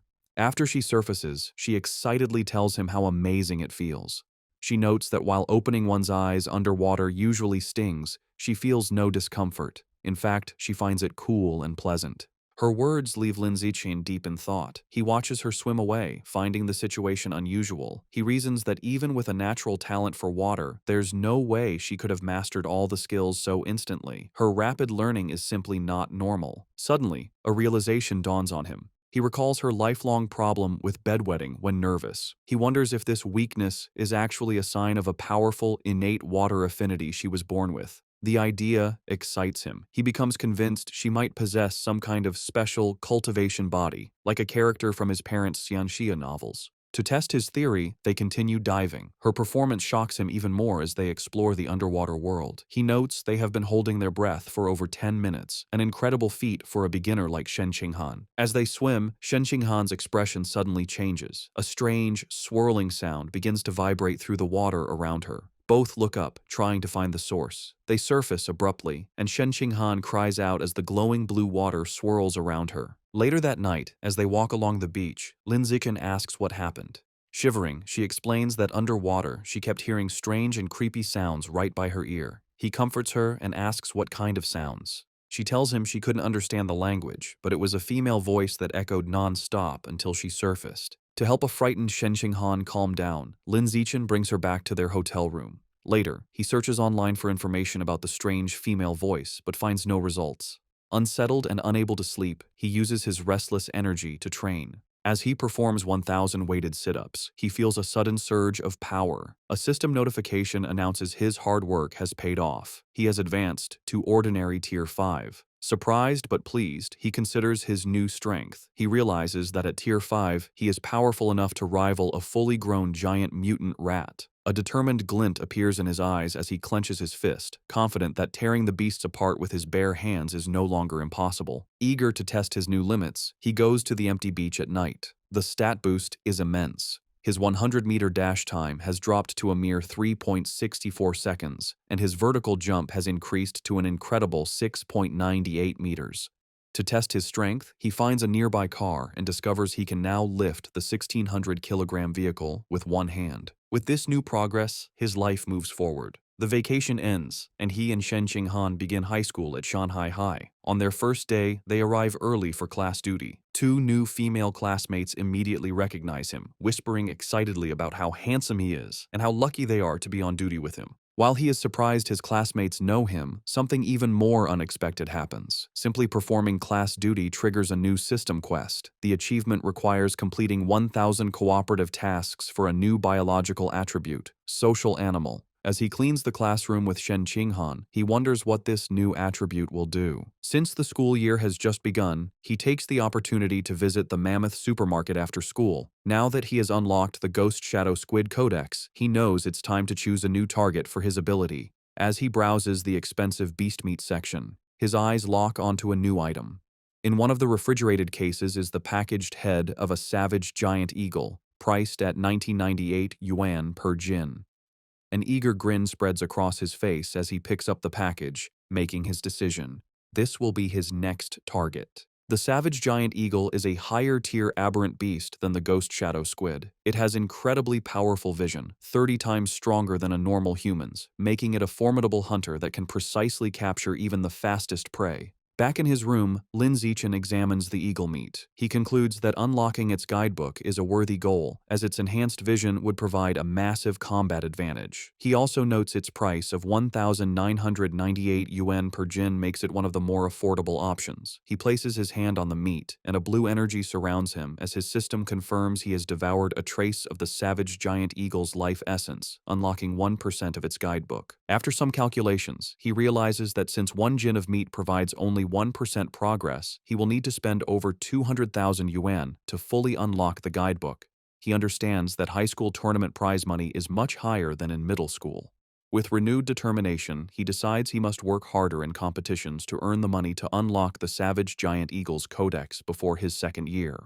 With the end of summer vacation, Lin Zichen's high school life at Shanghai High begins. On the first day, the teachers introduce themselves: the martial arts and homeroom teacher, the mechanical modification teacher, the gene fusion teacher, and the wilderness survival teacher. After their introductions, they ask the students to introduce themselves. Several students go first. A girl with long purple hair, Chu Yutong, says her specialty is in the arts. She is followed by an energetic pink-haired girl, Zhong Yijia, who shares her love for anime, cosplay, and sports. Next, a boy named Peng Huoguang says he likes to play video games at home. Soon, it is Shen Qinghan's turn. Being the center of attention makes her extremely nervous. With a blushing face, she manages to say her name is Shen Qinghan, that she enjoys drawing, and asks everyone for their future guidance. Finally, it is Lin Zichen's turn. His introduction is the shortest and most direct. He simply stands and states his name, asking for everyone's support. After introductions, time passes quickly. A new female classmate with brown hair approaches Shen Qinghan, who looks surprised. The girl asks Shen Qinghan for her entrance exam score. Shen Qinghan nervously replies that she scored 709 points, and then asks the new girl, Chu Rui, for her score. Chu Rui is impressed, exclaiming that Shen Qinghan's score is more than 10 points higher than her own 698. Chu Rui then asks about the physical fitness portion, admitting she only scored 95 out of 100. This question makes Shen Qinghan extremely uncomfortable. She stammers that her score wasn't as good, internally panicking because her score of 79 was so low she almost didn't make it into the elite class and feels too embarrassed to say it out loud. Not getting the hint, the persistent Chu Rui continues to guess if Shen Qing'an scored 94 or 93. Shen Qing'an, looking down in shame, quietly tells her it was even lower. Chu Rui continues guessing scores in the low 90s, making Shen Qing'an even more flustered. Suddenly, a hand slams down on the desk between them, startling Chu Rui. It's Lin Zichen. He smoothly leans in and asks the flustered girl if he can add her on WeChat. Surprised and thrilled that a handsome boy is giving her attention, she eagerly agrees. From her seat, Shen Qing'an breathes a sigh of relief, grateful that Lin Zichen saved her from the awkward conversation. Lin Zichen then turns to another male classmate, Hey Yu, and also asks to exchange contact information. After adding them, he creates a 4-person group chat. A system notification immediately confirms he has successfully created a group, completing another cooperative task. His progress for the social animal achievement is now at 2 out of 1,000. He reflects that this quest is surprisingly easy. After creating the group chat, the 4 new friends start to get to know each other. He Yu reveals he is from the neighboring Nanyuan city and comes from a prestigious martial arts family that runs a dojo. He even proudly mentions placing 8th in the Nanyuan City Youth Martial Arts competition. Chu Rui shares that her family owns a chain of clothing stores, making her wealthy. After Lin Zichen and Shen Qinghan also share their backgrounds, the 4 quickly become a close-knit group. Just as they are getting comfortable, He Yu asks the others to guess who the strongest student in their class is. Chu Rui immediately points to Lin Zichen, guessing it must be him since he was the top scorer on the entrance exam for their entire district. This shocks He Yu, who had no idea his new friend was so accomplished. However, Lin Zichen humbly suggests that being the top scorer doesn't necessarily make someone the strongest. He reveals a surprising fact. The principal had spent a lot of money to recruit 2 exceptionally powerful students from Nanyuan City for their class.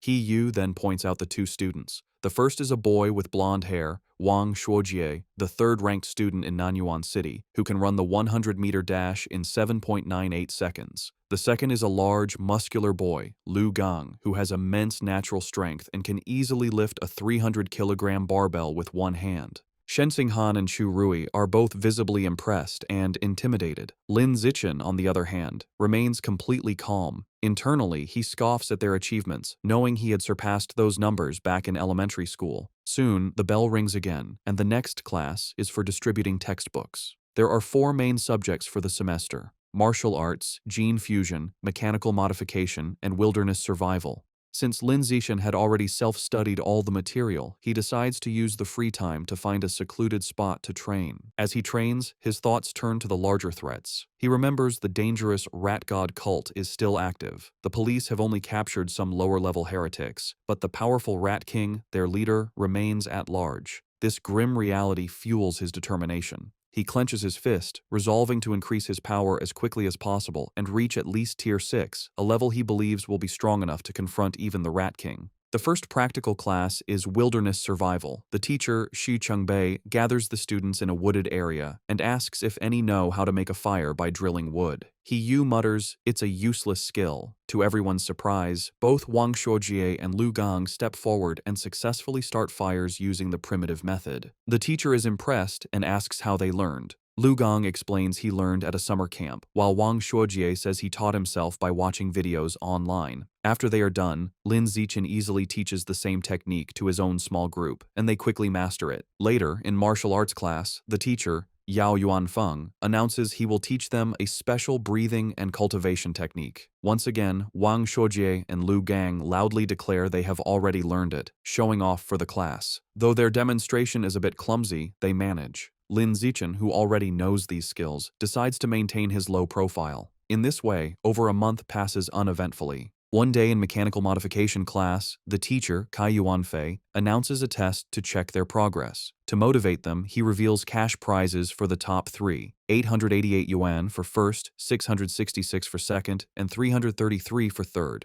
Lin Zichen's eyes light up when he hears about the prize money, realizing the first-place reward is almost enough to buy half a jin of the expensive savage giant eagle meat. With everyone motivated, the class begins the exam. Coincidentally, the gene fusion teacher, Liu Duren, has the same idea and also springs a surprise exam with the same prize structure.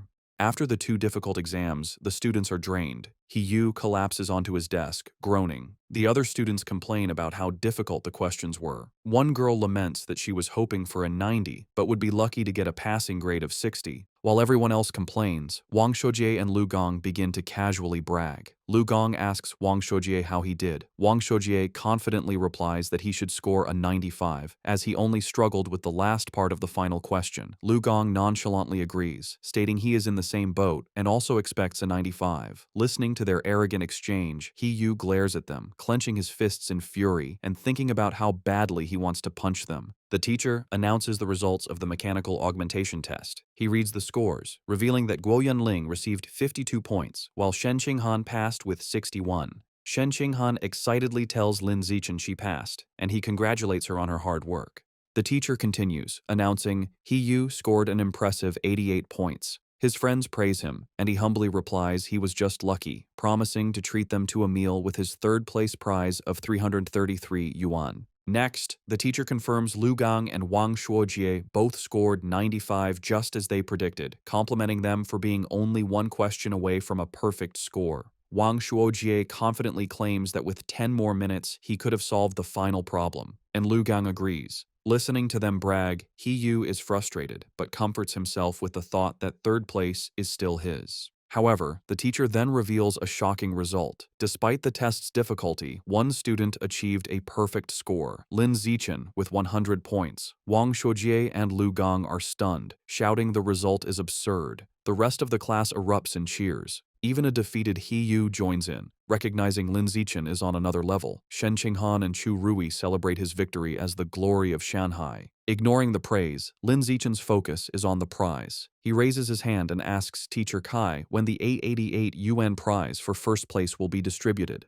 The teacher promises to send it later, internally finding Lin Zichen's intense focus on money strange. An hour later, the gene fusion exam results are announced. The teacher, Kai Yuanfei, reads the scores. This time, the non-Yuan duo did not perform as well. Lu Gang scored 81 and Wang Shuojie 83. Though still good scores, they are clearly disappointed. In contrast, Shen Qinghan achieves an excellent 78, placing her in the top 5, and she celebrates with Chu Rui. To the shock of his classmates, Lin Zichen once again secures a perfect score, effortlessly winning another prize. This second crushing victory deals a huge blow to the confidence of He Yu, Wang Shuojie, and Lu Gang, who are left demoralized. Unable to accept their defeat, Wang Shuojie and Lu Gang question how anyone could get full marks on such a difficult test, openly suggesting Lin Zichen must have known the answers in advance. The teacher, Kai Yuanfei, immediately shuts down their accusation, stating firmly that it is impossible. He explains that he personally designed every question, and the answers are not available online, making cheating impossible.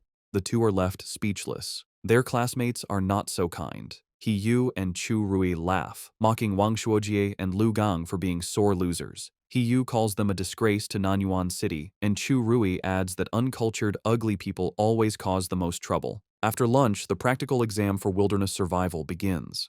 The teacher, Shi Chengbei, explains the rewards are the same, with cash prizes for the top 3. The exam has 3 parts: climbing, swimming, and making fire by friction. Having been beaten in the academic tests, Wang Shuojie tells Lu Gang they must redeem themselves in the practical exams. Lu Gang agrees, and both glare at Lin Zichen, vowing to crush him and wash away their shame. The exam begins with climbing, where speed determines the winner. As expected, Lin Zichen's superior physical abilities allow him to easily dominate. He scales the rock wall with incredible speed, leaving the Nanyuan duo far behind to secure first place. The tree climbing event ends the same. Lin Zichen again takes first, while a defeated Wang Shuojie complains he couldn't even see his shadow. While Lin Zichen excels, he notes his real concern is for Shen Qinghan. As he expected, she struggles with the climbing and finishes last. However, he isn't worried, knowing her true talent is in the water and confident she will regain her confidence during the swimming segment. Next is the fire-starting segment. With his eyes on the prize money, Lin Zichen knows he must continue to crush the Nanyuan duo. He starts the task with intense focus and speed, successfully creating a fire in just 58 seconds. Wang Shuojie and Lu Gang watch in utter disbelief, wondering how he can be so fast at everything, bewildered by his insane hand speed. The final part of the wilderness survival exam was swimming. This time it was Shen Qinghan's turn to shine. Tapping into her natural affinity for water, she swam with incredible speed, easily crushing the Nanyuan duo and delivering another heavy blow to their shattered confidence. Wang Shuojie was left in disbelief, unable to understand how Shen Qinghan could suddenly exhibit such explosive power in the water, concluding he must be hallucinating. After the exam, a defeated Wang Shuojie and Lu Gang were completely silent for a long time. However, their silence only lasted through lunch. In the afternoon, the final exam for martial arts began. The teacher, Yao Yuanfeng, announced it was time to test their progress with a sparring competition. The top 3 would receive prizes, motivating the class. For Wang Shuojie and Lu Gang, this reignited their hope. Filled with determination, they resolved to reclaim their pride. They reasoned this was martial arts class, where physical fitness and combat technique truly mattered. They believed if Lin Zichen was weak in martial arts, his other scores were meaningless. Before sparring, the teacher had everyone do a physical test as a warm-up, measuring their 100-meter sprint, one-hand barbell lift, and vertical jump. Lin Zichen, holding back to avoid being too flashy, still gave an incredible performance. He ran the 100-meter dash in 7.78 seconds and lifted a 330-kilogram barbell with one hand. His vertical jump was 2.18 meters, and he easily took first in all 3 events, making sure to only slightly beat the Nanyuan duo. They were once again left in utter shock. Wang Shuojie couldn't understand how Lin Zichen could be faster, while Lu Gang was baffled by how someone who didn't look muscular could be so strong. Trying to rally, Wang Shuojie reminded Lu Gang that failing the physical test didn't mean they would lose in sparring, as real combat also required technique. They convinced themselves their superior technique gave them a chance. After the test, everyone moved to the dueling area for the sparring matches. Eager to complete his survival of the fittest achievement, Lin Zichen stepped into the ring first. However, after his overwhelming display, no one dared to challenge him. Even Wang Shuojie and Lu Gang held back to observe first. Seeing the stalemate, the teacher intervened. He called out a student named Lu Wei and ordered him to spar with Lin Zichen. The two faced off, but the match was over before it began. To save time, Lin Zichen ended it instantly with a single devastating punch that sent Lu Wei flying. He then speed ran through the rest of his opponents, taking down every student in the class with the same brutal efficiency. Watching this, Wang Shuojie and Lu Gang are left in utter despair. Wang Shuojie realizes with horror that Lin Zichen is far stronger than they imagined and probably wasn't going all out during the physical test. He wonders how anyone could compete with such a monster. Just as their spirits are crushed, Hiyu suddenly leaps into the ring, shouting Lu Gang's name. He points at Lu Gang, declaring he's warmed up and at his peak, and challenges him to a fight. Eager to vent his frustration, Lu Gang readily accepts. He reasons that while he may not be confident against Lin Zichen, he can certainly defeat Hiyu and vows to flatten him in 30 seconds. With a battle cry, Hiyu rushes forward, and the two clash in a fast exchange of blows. However, the fight is decided by the clear gap in their power. Lu Gang easily catches Hiyu's kick, uses his superior strength to swing him around, and then hurls him out of the ring. Hiyu crashes hard, defeated and vomiting. Standing victoriously, Lu Gang looks down at his defeated classmate. He offers a backhanded compliment, acknowledging Hiyu's physical technique is the best in their class, but smugly concluding that he is still better. After his victory, Lu Gang turns to see Lin Zichen approaching. Lin Zichen calmly issues a challenge for them to spar. Internally, he sees this as a perfect chance to make progress on his achievement quest. Fresh off his win and brimming with confidence, Lu Gang smirks and accepts, declaring he is not afraid.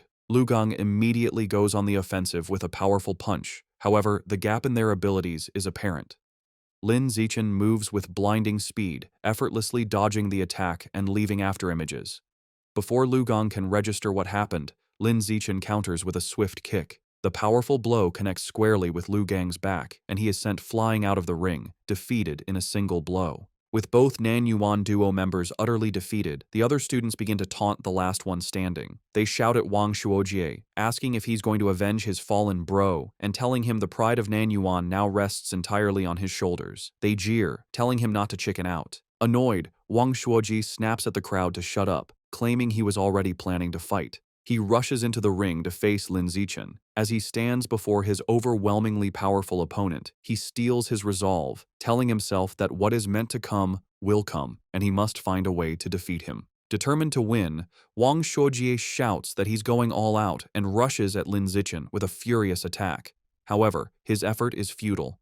Lin Zichen effortlessly stops the punch with one hand and counters with a single devastating blow that sends Wang Shuojie flying upside down. He crashes hard onto the gym floor, knocked out and foaming at the mouth, defeated as easily as everyone else. With the Nanyuan duo taken care of, Lin Zishan proceeds to systematically take down the rest of the boys in the class one after another with the same effortless efficiency. After defeating all the male students, he checks his system. He notes that according to the survival of the fittest achievement rules, defeating the same person multiple times only counts once. This means his only remaining opponents in the class are the girls. He wonders if any of them will even be willing to spar with him. To his complete surprise, the girls are more than willing. A crowd of his female classmates gathers, blushing and eagerly making heart gestures, all wanting a chance to fight him. The first to volunteer is Chu Yu-tong, who excitedly raises her hand and challenges him. She leaps into the ring and attacks with surprising speed and agility. However, Lin Zichen is still on another level. He easily dodges her attack, leaving her to comment on his incredible speed. She gracefully lands, disappointed that she came so close but couldn't even grab him. Unexpectedly, after Chu Yu-tong's defeat, the other girls also volunteer to challenge him one by one. Of course, Lin Zichen holds back considerably when facing the girls. His main goal isn't to hurt them, but simply to win the official matches and complete his achievement as quickly as possible. Soon, Lin Zichen finishes sparring with all the girls in his class. While he has successfully defeated every student, he is still far from completing his achievement task. He is a bit disappointed, but his mood quickly changes when his teacher, Yao Yuanfeng, suddenly announces some good news. The teacher praises the class and tells them that as elite students, they must learn to challenge those above them. He then announces that in 1 month, their class will challenge the strongest regular class in the second year, and he expects them to be ready. Lin Zichen, who was just feeling frustrated about the lack of opponents to speed up his survival of the fittest achievement, is overjoyed. A new match has been delivered right to his door, a true blessing. After the teacher dismisses the class, a newly humbled Lu Gang approaches Lin Zichen. He admits he had underestimated the school and declares that from now on, he will consider Lin Zichen his rival for the next 3 years. Lin Zichen realizes that with the teacher's plan to constantly challenge other classes, completing his achievement within a year might not be impossible. Wang Shuojie also confronts him, vowing to wash away the humiliation of his defeat before they graduate. Lin Zichen, however, is more focused on the practical benefits. He calculates that he has earned over 3,000 yuan from the exam prizes alone. This excites him, as he can now use this money to buy more beast meat. He clenches his fist, completely ignoring the non-yuan duo, who are left fuming at his arrogant dismissal. That night, back in his room, he considers his financial situation. Although he earned some money from the rewards, it is still far from enough to buy all the beast meat he needs. To earn more money, he decides to follow in his parents' footsteps and registers as a web novel author, beginning his writing journey. Thanks to his celestial root of wisdom, his writing is exceptional. The next morning, he finds a contract invitation from the Yuiwen platform in his messages. After signing the contract, a piece of news from that very day catches his eye. The report is about a terrifying incident just 2 hours ago. A giant mutant rat had attacked a frozen meat-cold storage facility on the outskirts of the city. The news report details the horrific attack. The mutant rat was over 5 meters long and so powerful that it bit a responding cyborg in half. In a final, desperate act, the captured cyborg activated its hidden backup energy core to self-destruct, taking the enemy with it. The resulting explosion was massive, blowing the giant mutant rat to pieces on the spot. Reading the news, Lin Zichen is horrified. He stares at an image of a monstrous rat, wondering with growing dread how many more of these giant mutant rats are hidden in Shanghai City. He also questions where such enormous creatures could possibly be hiding. The day of the sparring session against the strongest regular class of the second year arrives, and the students gather at the Shanghai High Gymnasium. Before the match, the teacher, Yao Yuanfeng, holds a strategy meeting with his top fighters. He warns them that while their top fighters are strong, the opposing class is stronger overall and will likely use defensive tactics to wear them down. He orders them to finish their fights as quickly as possible. The moment the meeting is over, Lin Zichen rushes towards the ring, eager to defeat as many new opponents as possible to complete his survival of the fittest achievement. He volunteers to go first. His opponent, a tall girl with long blonde hair from the second-year class, steps into the ring. Seeing who she's up against, she immediately complains to her teacher, pointing out that the elite class has sent their strongest fighter out first. She claims she is the weakest student in her own class, and questions how she is supposed to fight him. Hearing this, teacher Yao Yuanfeng storms over to the opposing teacher, an older man he calls Brother Feng. He angrily accuses him of breaking the unspoken rules of class sparring, which dictate that the weakest students should fight first. He demands to know why the other teacher sent his strongest student to fight in the first match. To settle the dispute, Teacher Yao orders Lin Zichen down from the stage, telling him he can go later and to let the weaker students go first. Lin Zichen reluctantly agrees and steps down. The teacher then points to Zhong Yijia and tells her to go first, but she is caught off guard and protests that she isn't ready. Seeing an opportunity, Shen Qinghan steps forward. She volunteers to fight, telling Teacher Yao that since she is the weakest, she should be the one to go first. Shen Qinghan nervously enters the ring to face the tall blonde girl, clearly intimidated.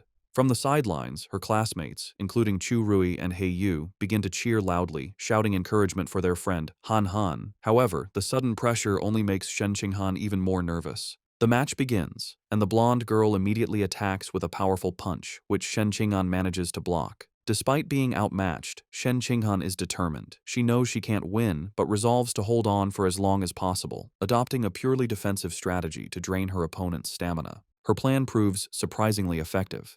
3 minutes later, the blonde girl is breathing heavily, surprised by Shen Qinghan's endurance. She realizes that if the fight continues, she will run out of stamina and decides she must finish the match quickly. She rushes forward with a final decisive punch. The blow lands, and Shen Qinghan is knocked to the ground, defeated. As she gets back on her feet, she is visibly embarrassed. The teacher, Yao Yuanfeng, praises her performance. He gives her a thumbs up, telling her she did great and that her defensive strategy was very smart. Lin Zichen also comforts her, patting her head gently. He tells her she did well, lasting over 3 minutes against a senior with an extra year of training, and that she has made big progress. Reassured, Shen Qinghan looks up at him with a happy smile. Following Shen Qinghan's defeat, another female classmate with brown hair from the elite class steps into the ring. Seeing that her senior opponent is running out of stamina after the previous match, she sees an opportunity and rushes in to attack. She throws a powerful kick, but the more experienced senior easily dodges the blow and counters with a swift punch to the face. The brown-haired girl is quickly overpowered and pinned to the ground, where she cries out in pain and is forced to surrender. Standing over her defeated opponent, the senior mockingly asks if she was looking down on the regular class by charging in so recklessly. She continues to taunt the girl, telling her that while she may not have her talent, she has trained for a whole year longer. She dismisses her, telling her to come back and fight again after she's trained for another year. Just then, Chu Rui steps forward. Filled with determination, she declares that she will avenge Shen Qinghan and crush the senior. Chu Rui proves to be a formidable fighter. She easily defeats her senior opponent with a single, powerful punch. From the sidelines, Shen Qinghan cheers enthusiastically, calling out how amazing Chu Rui was. Lin Zichen tells Shen Qinghan that she was amazing too, explaining that Chu Rui's victory was easy only because Shen Qinghan had drained the senior's stamina first. Shen Qinghan smiles happily.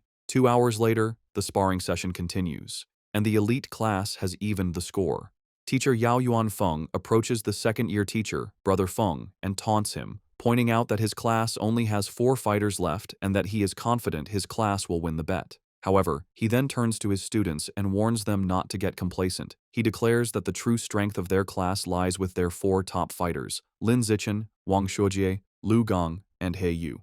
The real showdown is just beginning. Following his teacher's declaration, He Yu is ordered to go up next. He cracks his knuckles with a determined look and enters the ring with a dramatic, ground-pounding pose. He strikes a fighting stance and theatrically asks his senior opponent if he is prepared to face his fists, which he claims are thirsty for battle. The senior, a boy with brown hair, smirks and tells He Yu not to be so childish and overly dramatic. Annoyed, He Yu immediately attacks with a swift kick, sending the senior crashing to the ground in defeat. Standing over his fallen opponent, He Yu mocks him, questioning where he got the confidence to act so tough with such a low skill level and calling him trash. Just as He Yu celebrates his victory, another, more formidable senior with purple-tinged hair stomps into the ring.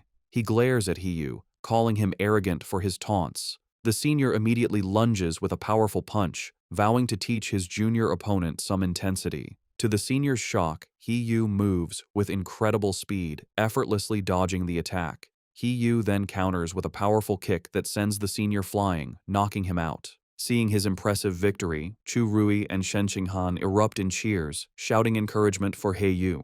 Fueled by his success, He Yu goes on an incredible winning streak, defeating several more opponents in quick succession. After taking down 5 consecutive fighters, He Yu stands exhausted, breathing heavily. Despite his fatigue, he puts on a brave face and defiantly shouts for the next opponent, boasting he can still take on 10 more. However, it's clear he is running out of stamina. His impressive run ends when he is defeated by his sixth opponent. With He Yu eliminated, the situation looks dire for the elite class. They are now down to their last 3 fighters, while the second-year class still has 13 members remaining. With He Yu defeated, Wang Shuojie is next. He unleashes his full power, going on an incredible winning streak and single-handedly defeating 10 opponents in a flurry of furious kicks and punches. However, the long series of battles takes its toll. During his 11th match, Wang Shuojie finally runs out of stamina and is defeated. Following him is Lu Gang, who quickly dispatches 2 more of the opposing team's top fighters in less than 10 minutes. With their opponents now down to their last fighter, teacher Yao Yuanfeng smugly suggests that the second-year teacher, Brother Feng, should just surrender. Brother Feng, however, remains unfazed. He smirks and calls forth his final student, Wang Jinhei, telling him it is his turn. A new challenger steps forward, an enormous, overweight student who towers over Lu Gang. Despite his opponent's intimidating size, Lu Gang is not impressed. Dismissing him as just a slightly larger fatty, he rushes into attack, confident he can beat him. He lands a powerful punch on Wang Jinhei's massive belly, but to his shock, the blow has no effect. He feels as if he just punched solid rubber. He tries again, unleashing a rapid barrage of punches, but all his attacks are harmlessly absorbed by his opponent's thick layer of fat. Soon, Lu Gang is left panting and exhausted, realizing his attacks are useless. His opponent, who has not moved an inch, looks down at him with a calm expression. He asks if Lu Gang is finished, because now it is his turn. Before Lu Gang can react, Wang Jinhei grabs him by the neck with incredible strength. With a single, effortless motion, he throws Lu Gang out of the ring, securing the victory and leaving the elite class with only 1 fighter remaining. Stunned by such a powerful fighter, teacher Yao Yuanfeng exclaims that he doesn't remember the second-year class having such a strong student. The opposing teacher, Brother Feng, smirks and explains that Wang Jinhei is a new transfer student who just arrived this semester. He then smugly reminds teacher Yao about their bet, telling him it looks like he is going to lose and will have to buy dinner for the entire opposing class. Realizing he has been tricked by his rival's secret weapon, teacher Yao clenches his fist in frustration, worried that not even Lin Zichen can defeat this monster. Despite his doubts, he puts on a brave face for his last student. He places a hand on Lin Zichen's shoulder and tells him it's his turn, encouraging him to just do his best and not worry too much about winning, as the experience will be valuable. Lin Zichen simply smiles and reassures his teacher that he will win, leaving the man speechless. As Lin Zichen steps into the ring, Wang Jinhei looks down at him, unimpressed. He dismisses his opponent as looking rather weak to be his class's final ace. From the sidelines, Shen Qinghan, Chu Rui, and the other girls from the elite class shout insults at Wang Jinhei, calling him an arrogant fatty and cheering for Lin Zichen to teach the dead pig a lesson. Annoyed by the taunts, Wang Jinhei decides to offer a handicap. He tells Lin Zichen he will stand still and allow him 10 free hits. He explains that he doesn't want Lin Zichen and his little fangirls to complain later that he was just bullying a smaller opponent. Lin Zichen happily accepts the offer. Wang Jinhei tells him to come at him with his full power. Without hesitation, Lin Zichen unleashes a single, devastating punch to his opponent's massive stomach. The force of the blow is so immense that it sends the enormous Wang Jinhei spinning through the air before he crashes hard onto the floor, knocked out cold. Both classes are left in stunned silence, which is quickly broken by a massive, tearful cheer from the elite class as they celebrate Lin Zichen's incredible victory. A few moments later, Wang Jinhei slowly begins to regain consciousness, completely disoriented. He groggily wonders where he is and what just happened, muttering that the outcome was completely illogical and unscientific. After Lin Zichen's victory, the second-year teacher approaches Yao Yuanfeng, the elite class's teacher. He remarks on how powerful Lin Zichen was, comparing his one-punch victory over Wang Jinhei to a former prodigy named Wu Tiancheng. Yao Yuanfeng replies that while Lin Zichen is strong, he isn't at Wu Tiancheng's level yet, explaining that Wu Tiancheng was a monster who terrified the principal as a first year. Overhearing the name, Lin Zichen walks over and asks his teachers who Wu Tiancheng is. Yao Yuanfeng excitedly explains that Wu Tiancheng was a legendary student from a few years ago. As a first year, he single-handedly defeated the entire third-year elite class, shocking the school leaders. The teacher continues by listing Wu Tiancheng's incredible stats as a first year, a 100-meter dash in 6.12 seconds, a 3.96-meter vertical jump, and a 650-kilogram one-handed barbell lift. He asks Lin Zichen if he is impressed. Lin Zichen smiles nervously and admits he is a little impressed. However, he internally thinks Wu Tiancheng's feats were only on par with the strength he possessed during his 6th grade summer vacation. That night, the class celebrates their victory at a restaurant.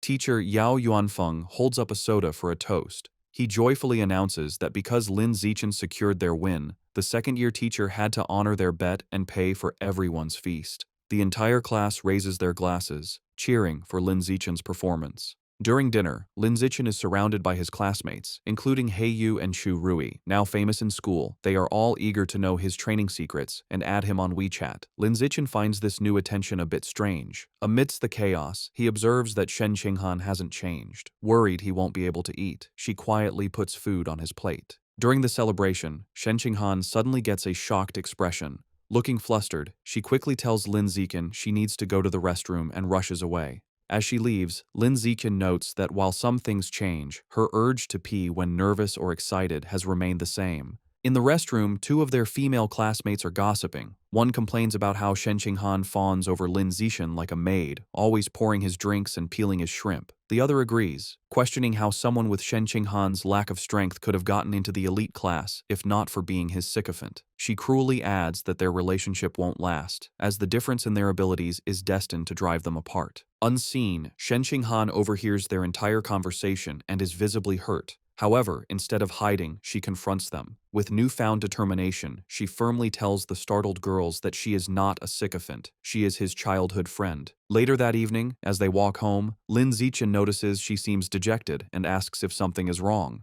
Looking down sadly, Shen Qinghan confides in him. She explains her mother always said she would grow out of wetting her pants. However, she reveals with frustration that even now, she still has to wear diapers to bed every night. Looking up at him, she says she feels disabled, like she can't even control her own bladder. Lin Zichen looks at a distraught Shen Qinghan and firmly tells her she is not disabled.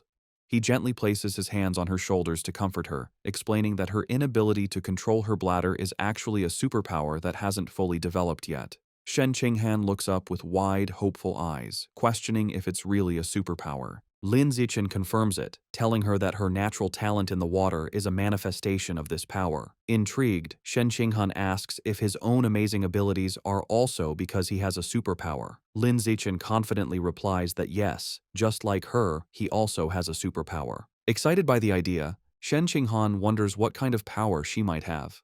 Lin Zichen reassures her it will definitely be a very powerful one.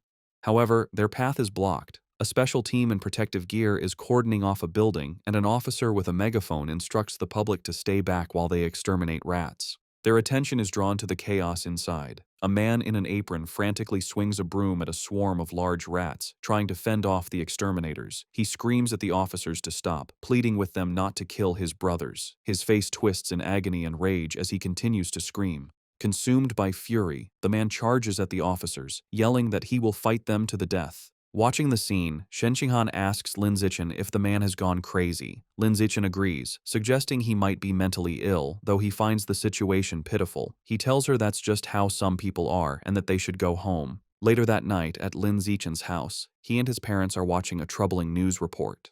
The anchor announces that a young female teacher went missing last week and is still not found.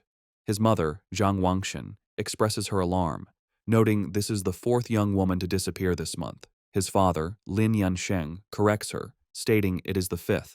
The report continues, showing photos of the missing women, all young and attractive. It issues a public warning for young women to avoid going out alone at night. Worried, Zhang Wangshan tells her son he must not let Shen Qinghan go anywhere by herself. Lin Zichen smiles and promises to look after her. Meanwhile, at a public security office in Shanghai City, the man from the market has been taken into custody. A doctor in a lab coat is speaking with a police officer. The officer asks for the doctor's opinion, wondering if the man is mentally ill. The doctor replies he isn't certain, explaining that he has tried to communicate with the suspect, but the man has remained completely silent. The officer finds this strange, saying the man was screaming non-stop at the market earlier. Suddenly, the officer's eyes widen with a terrifying realization. Both he and the doctor whip their heads around to look at the man, who is now hunched over, surrounded by a dark, menacing aura. Before their horrified eyes, the man begins to transform, mutating into a monstrous, giant, aberrant rat. As the creature grows, the terrified officer screams into his radio, frantically calling for backup and requesting a cyborg team, yelling that the person in the interrogation room is turning into a giant, aberrant beast. The giant, aberrant rat rampages.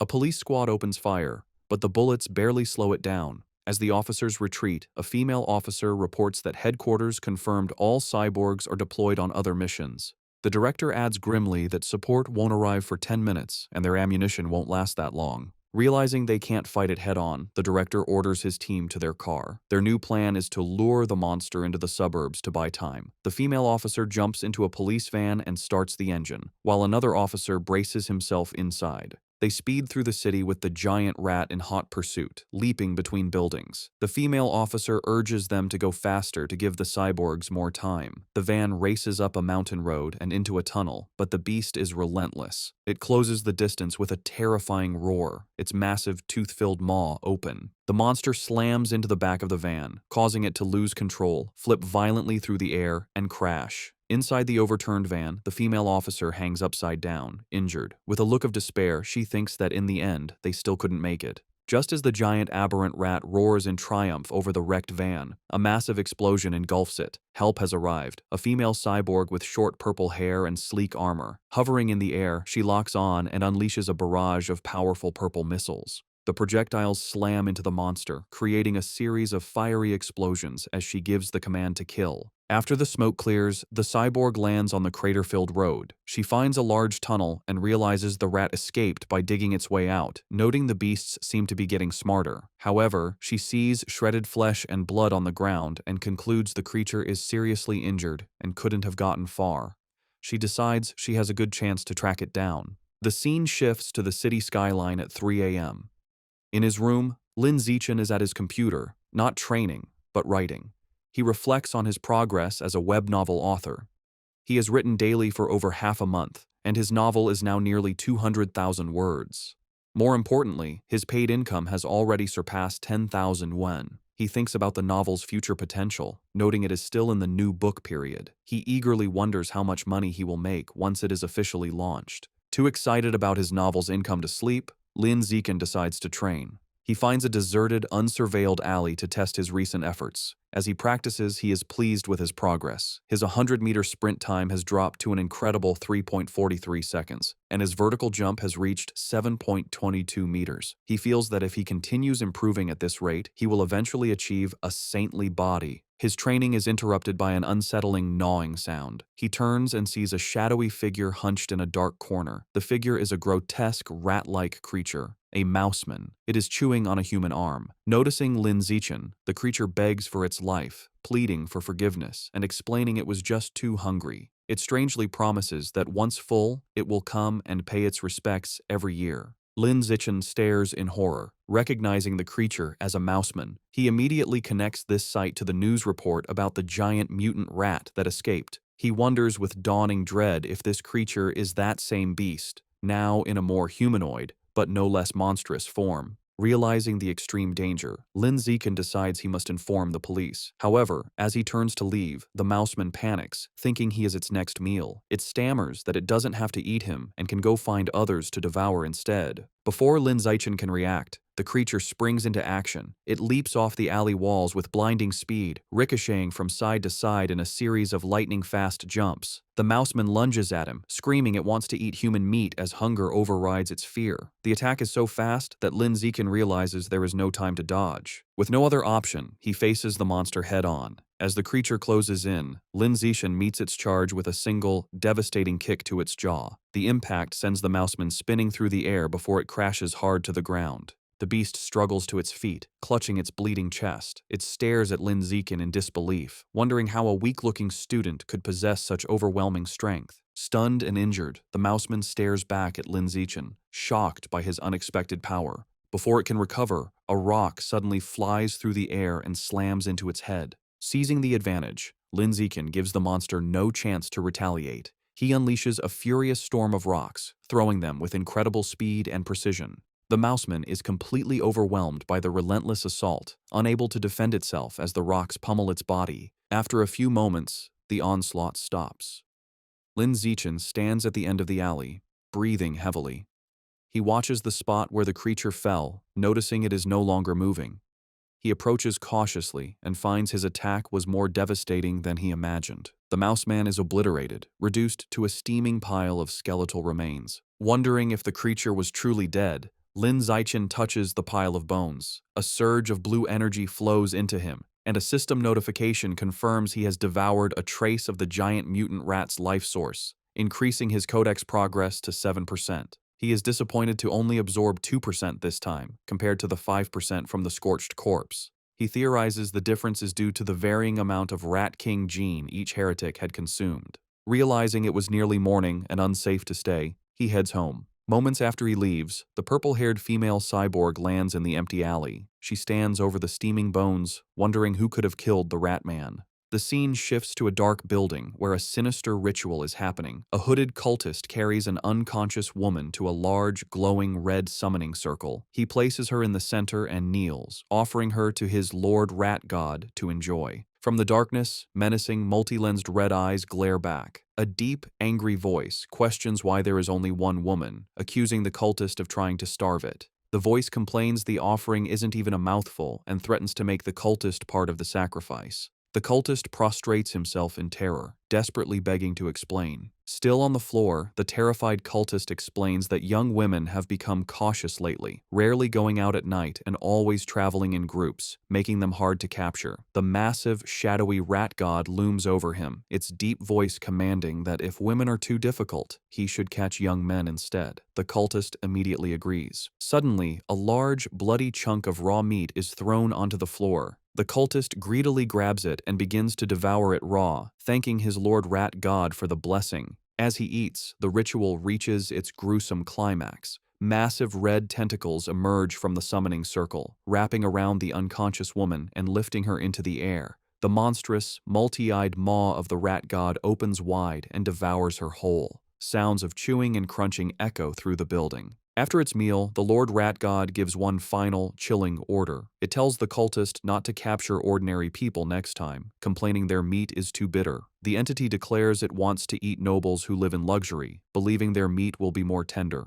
To help Shen Qinghan improve her martial arts grades, Lin Zichen holds special training sessions with her at her house. During one session, he acts as her personal coach, correcting her form. He adjusts her arm, stance, and shoulders, explaining how to generate more power and maintain better balance. Once her posture is corrected, he tells her to attack him with her full strength. She lunges at him with a determined punch. Lin Zichen easily catches her fist, praising her for the precise angle and improved power. He also catches her follow-up kick, pointing out a flaw in her form and demonstrating the correct technique by physically moving her leg into the proper position. After the intense session, an exhausted and sweaty Shen Qinghan collapses onto the floor. She catches her breath, telling him that even though she is exhausted, she can feel her martial arts strength has genuinely improved. Still kneeling on the floor, a motivated Shen Qinghan tells Lin Zichen that training 3 times a week isn't enough and asks if they can do it every day. Lin Zichen tells her that isn't necessary, explaining her body couldn't handle a daily high-intensity regimen. Shen Qinghan agrees and decides to stick with their current schedule.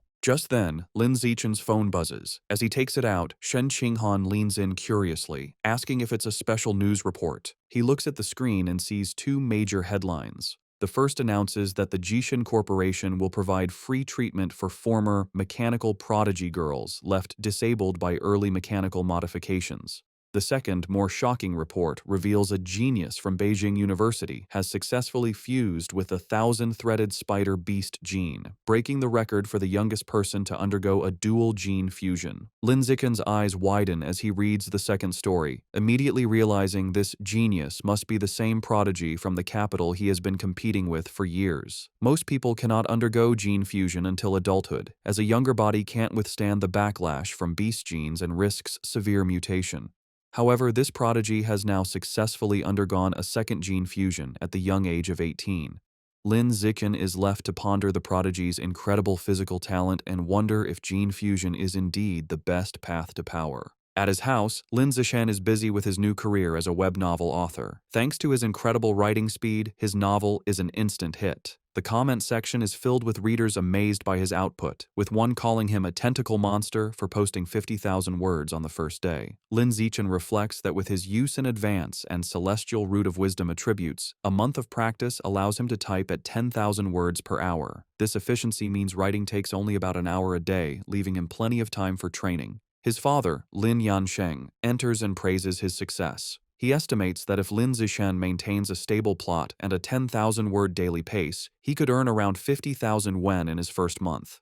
He adds that once the novel's word count grows, making 100,000 wen a month would not be a problem. Lin Zichen is thrilled. With an income of 50 to 100,000 wen a month, he will no longer have to worry about funding his quest to unlock the exotic beast codex. He sets a firm goal. He will use his first 2 months' fees to finally unlock the Savage Giant Eagle codex. The scene shifts to his martial arts class, where the teacher, Yao Yuanfeng, announces a sparring session to assess progress. Lin Zichen's overwhelming power is on full display. He completely crushes the field, effortlessly defeating every opponent with powerful kicks and punches. No one lands a single hit on him. After the session, his teacher presents him with his prize money. Lin Zichen reflects on the successful day, pleased that he not only earned another 888 yuan, but also gained crucial experience points toward his survival of the fittest achievement. While Lin Zichen dominated, Shen Qinghan's results were not as stellar. As usual, she ranked last. Her friend Chu Rui tries to comfort the dejected girl. However, her training with Lin Zichen has clearly paid off.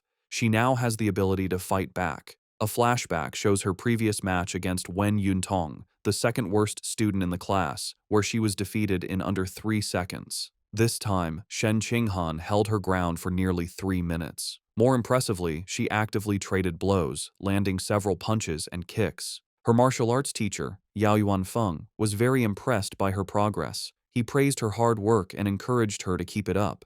With the sparring session concluded, the teacher gathered the class and made a new announcement. He declared that in 1 month, their class would challenge the elite class of the second years, setting an ambitious goal for them to take down every student except for their top 3 fighters. The class roared back in confident agreement. The teacher was pleased with their fighting spirit. A month passes quickly. Lin Zichen's web novel has been a massive success, and he checks his bank account to see a balance of 89,000 wen. With his new funds, he immediately heads to the supermarket to finally buy the beast meat he needs. He tells the female employee at the counter he would like to purchase some savage giant eagle meat. The employee informs him of a special promotion. If he buys 100 jin all at once, he will receive a 5% discount. After a moment of thought, Lin Zichen decides to hold off on the purchase for now. He concludes it would be more strategic to wait until he has saved up enough to buy all 100 jin at once to take advantage of the discount, figuring he will likely have enough by the following month. The next day at school, Shen Qinghan excitedly tells Lin Zichen the cafeteria has a new stir-fry counter, and she has heard the chef's dishes are delicious. He agrees to go with her. They arrive at the counter, where several chefs are busy, and both are impressed by the amazing aroma. After getting their food, they sit down at a table. Lin Zichen comments that it was a good thing they arrived early, as a long line has already formed.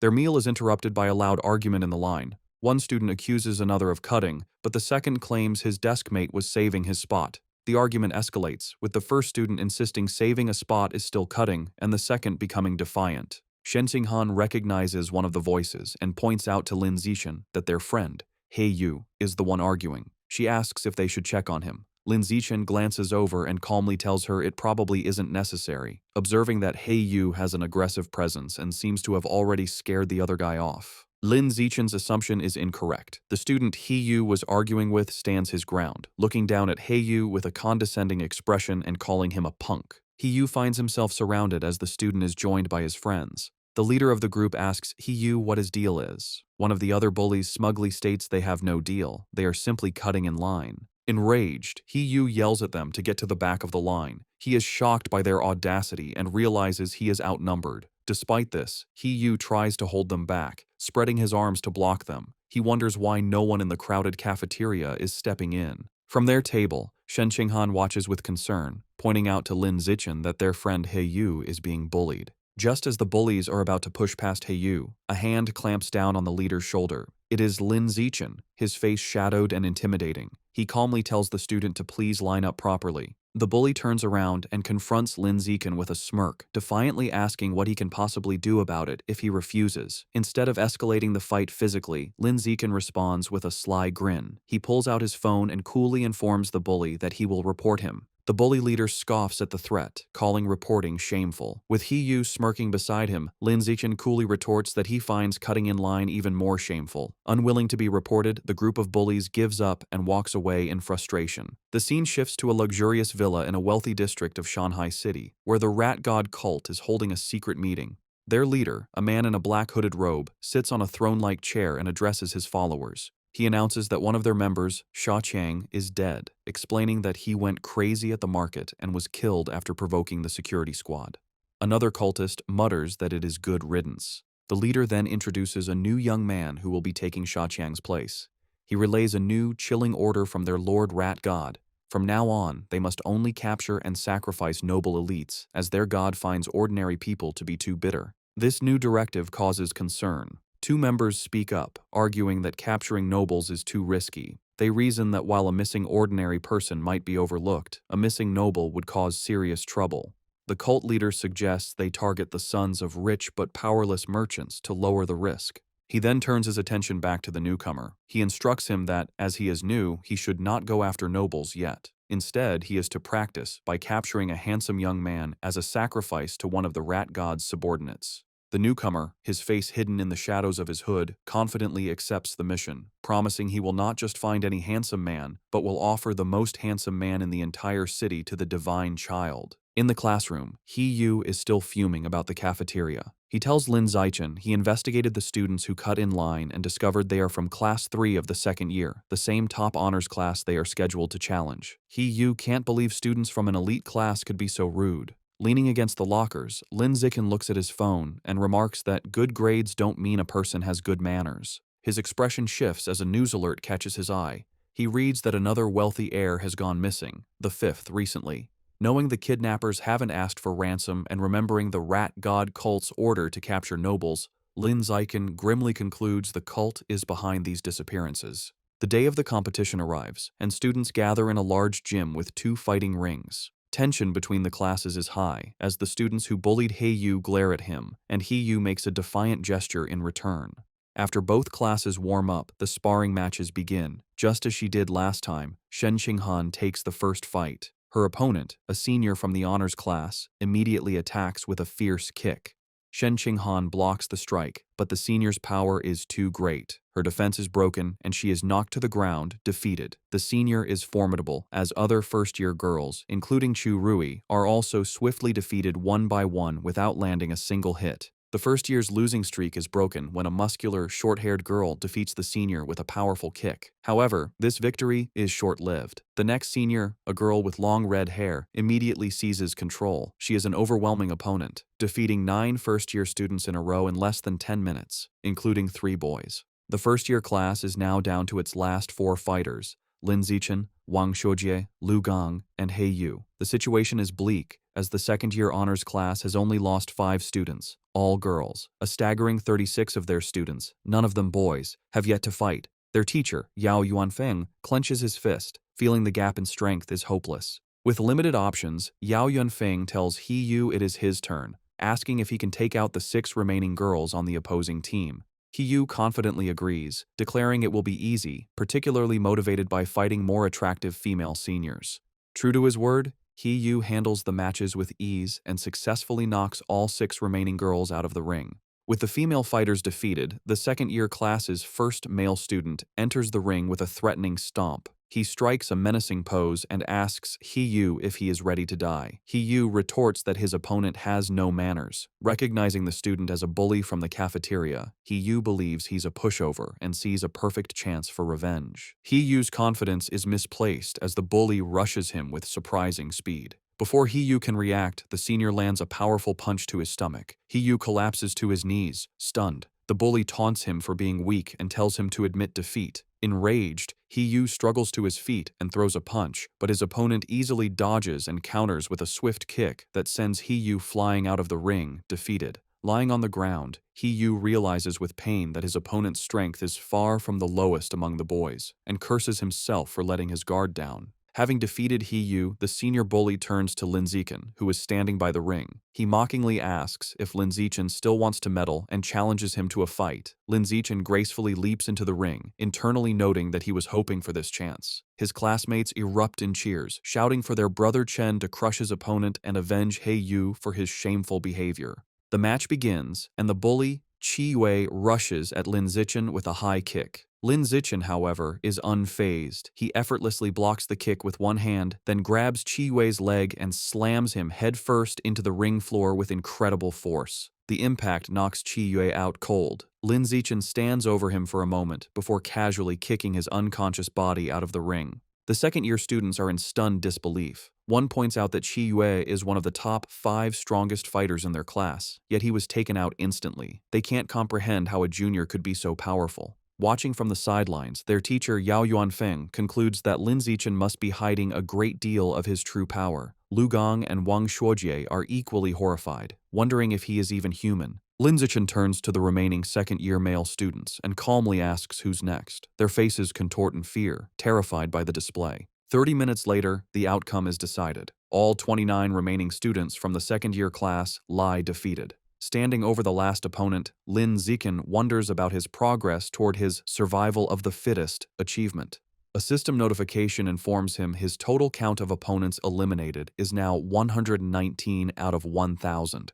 He looks at the number with disappointment, realizing the progress is far too slow. He reflects that in every class sparring session, he is always the last to fight, and he decides this slow pace cannot continue. Concluding his strength has far surpassed the high school level, he sees no reason to follow their rules anymore and resolves to make the rules himself. The following Monday, a shocked shout is heard from the principal's office. Inside, the principal of Shanghai High stares at Lin Zichen in disbelief, asking if he truly wants to hold a personal challenge match with rewards. Lin Zichen confirms his request, boldly stating that he wants to challenge the entire school. In her office, the principal of Shanghai High presses her hand to her forehead, bewildered. She asks Lin Zichen if he is serious about challenging the entire student body as a first year. He confirms his intentions and asks her to come to the gym, promising to prove he has the necessary strength. Later, they arrive at the empty gym. The principal crosses her arms and asks why he brought her there so late. As he removes his school jacket, revealing his muscular build, he confidently tells her he is there to show his true power. The principal, flustered, momentarily misinterprets his intentions and tries to stop him. However, Lin Zichen walks over to a heavy barbell and grips it. To her astonishment, he lifts the massive 700-kilogram barbell into the air with one hand, holding it effortlessly. The principal stands frozen in shock. It dawns on her what he meant by showing his power. She realizes his strength already surpasses that of the school's most legendary student, Wu Tiancheng, during his first year. Completely convinced, the principal gives Lin Zichen a thumbs up. She agrees to his request, promising to arrange an event for him to challenge the entire school. With a sheepish grin, he reminds her they must set up rewards, explaining that without prize money, no one would be motivated to challenge him. He then lays out his clever plan for the prizes. He suggests 2 types of rewards, a participation prize to encourage everyone, and a larger, cumulative prize pool that grows with each challenger. Whoever defeats him wins the entire pool. If no one can beat him within the time limit, all the money will be his. The principal, intrigued, smiles and agrees. Lin Zichen makes one final request: keep his true strength a secret for now. Otherwise, students might be too intimidated. She playfully pats his shoulder and agrees. Later, in her office, she shows Lin Zichen the finalized plan. He confirms it is perfect, thanking her for her hard work. As they speak, 2 teachers, Yao Yuanfeng and Liu Deren, walk by. They are shocked to see the principal's unusually cheerful demeanor towards Lin Zichen, wondering what is going on. Yao Yuanfeng is bewildered, remarking internally how the principal, usually a stern-faced she-devil, is now smiling so pleasantly, completely misinterpreting the situation. At 2 in the afternoon, the student body gathers in the gym, surrounding 2 large fighting rings where Lin Zichen and the principal stand. The principal takes the microphone and begins the announcement. She introduces Lin Zichen, details his recent victories, and explains the rules and prizes for his personal challenge against the entire school. The announcement causes an uproar. The crowd erupts in disbelief and mockery, with many shouting that the principal must have gone crazy. They are insulted by a first year's arrogance, questioning his confidence. One student angrily points out that defeating the second year's strongest class doesn't mean he can take on the third year's, while another calls him arrogant. Facing the hostile crowd, Lin Zichen calmly announces that starting the next day, he will be in the gym for 2 hours every afternoon, welcoming challengers. Internally, he is pleased by their anger, thinking that with so many eager to fight, he has a good chance of completing his survival of the fittest quest early. The scene shifts to a bustling city street at night. A young man with blonde hair walks alone, sipping a drink. His walk is interrupted when two attractive women step in front of him and invite him to a bar. The blonde man looks at them with a cold expression and bluntly tells them to get lost. As they walk away, they mutter that he has no charm. The young man watches them go, annoyed, wondering if Shanghai City is always this lame. The blonde young man is a new member of the rat god cult, struggling with his first mission. Looking down at the people, he complains that after searching for days, he still hasn't found a single man attractive enough to be a worthy sacrifice. He is consumed by anxiety, picturing his cult leader and worrying how he will be perceived if he fails. He fears failure will lead to being ostracized. He had considered kidnapping a male celebrity, but realized it was impossible, as they are constantly surrounded by bodyguards, and he lacks the power to overcome them. As he walks, the pressure mounts. His deadline is fast approaching, and he is growing desperate. Just as he is lost in thought, Lin Zichen, out for a run in a tank top and shorts, sprints past him.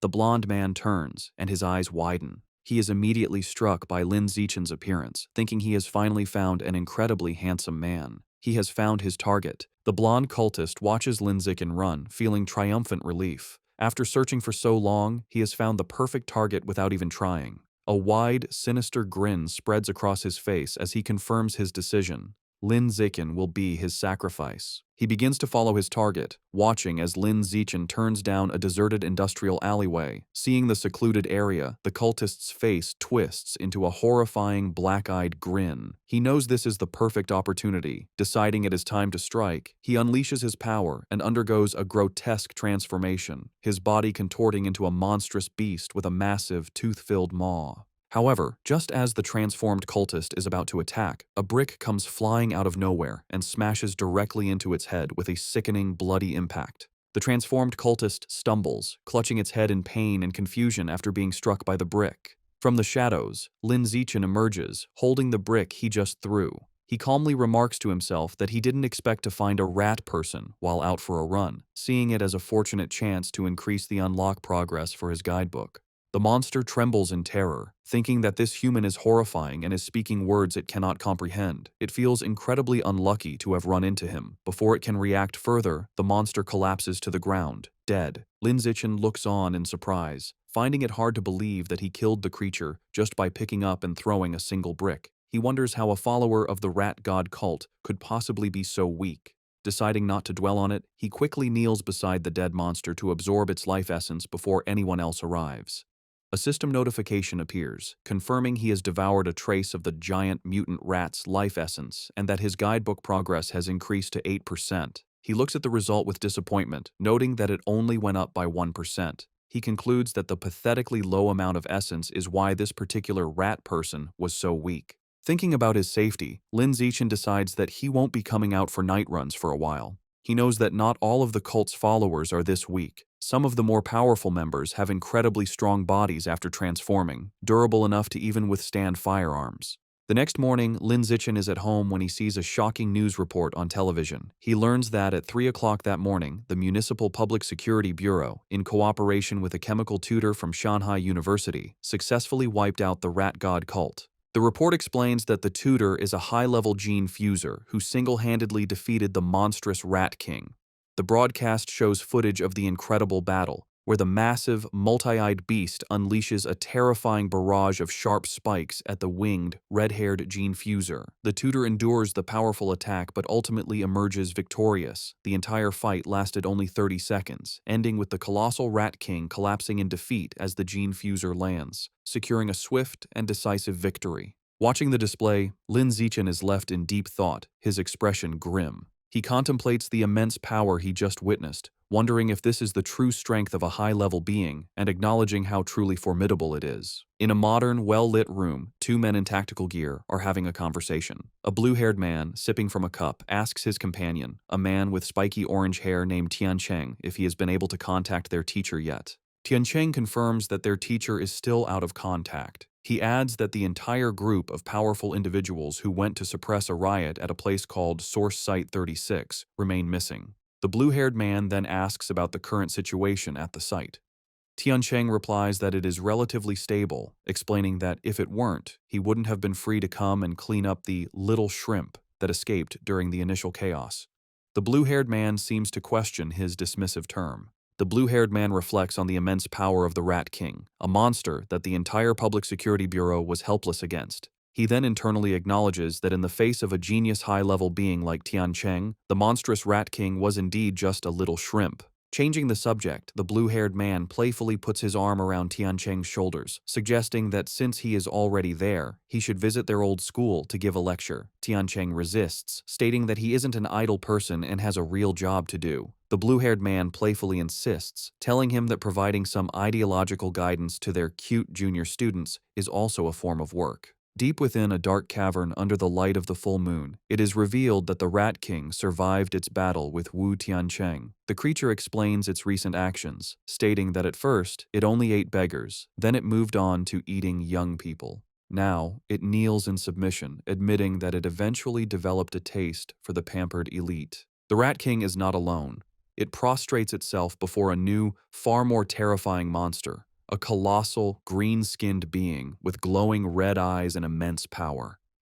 This new monster scolds the Rat King, angrily telling it that it went to great trouble to bring the Rat King there to have its clan dig tunnels. Instead, the Rat King went around eating people and caused a huge commotion that drew unwanted attention. The giant monster glares down and menacingly asks the Rat King if it believes it deserves to die for its failure. Terrified, the Rat King begs its master for another chance. The giant monster considers the plea and agrees that it can give the Rat King another chance, but it clarifies that there will be a price to pay. Without another word, the monster's clawed hand strikes the Rat King, and a spray of blood fills the air.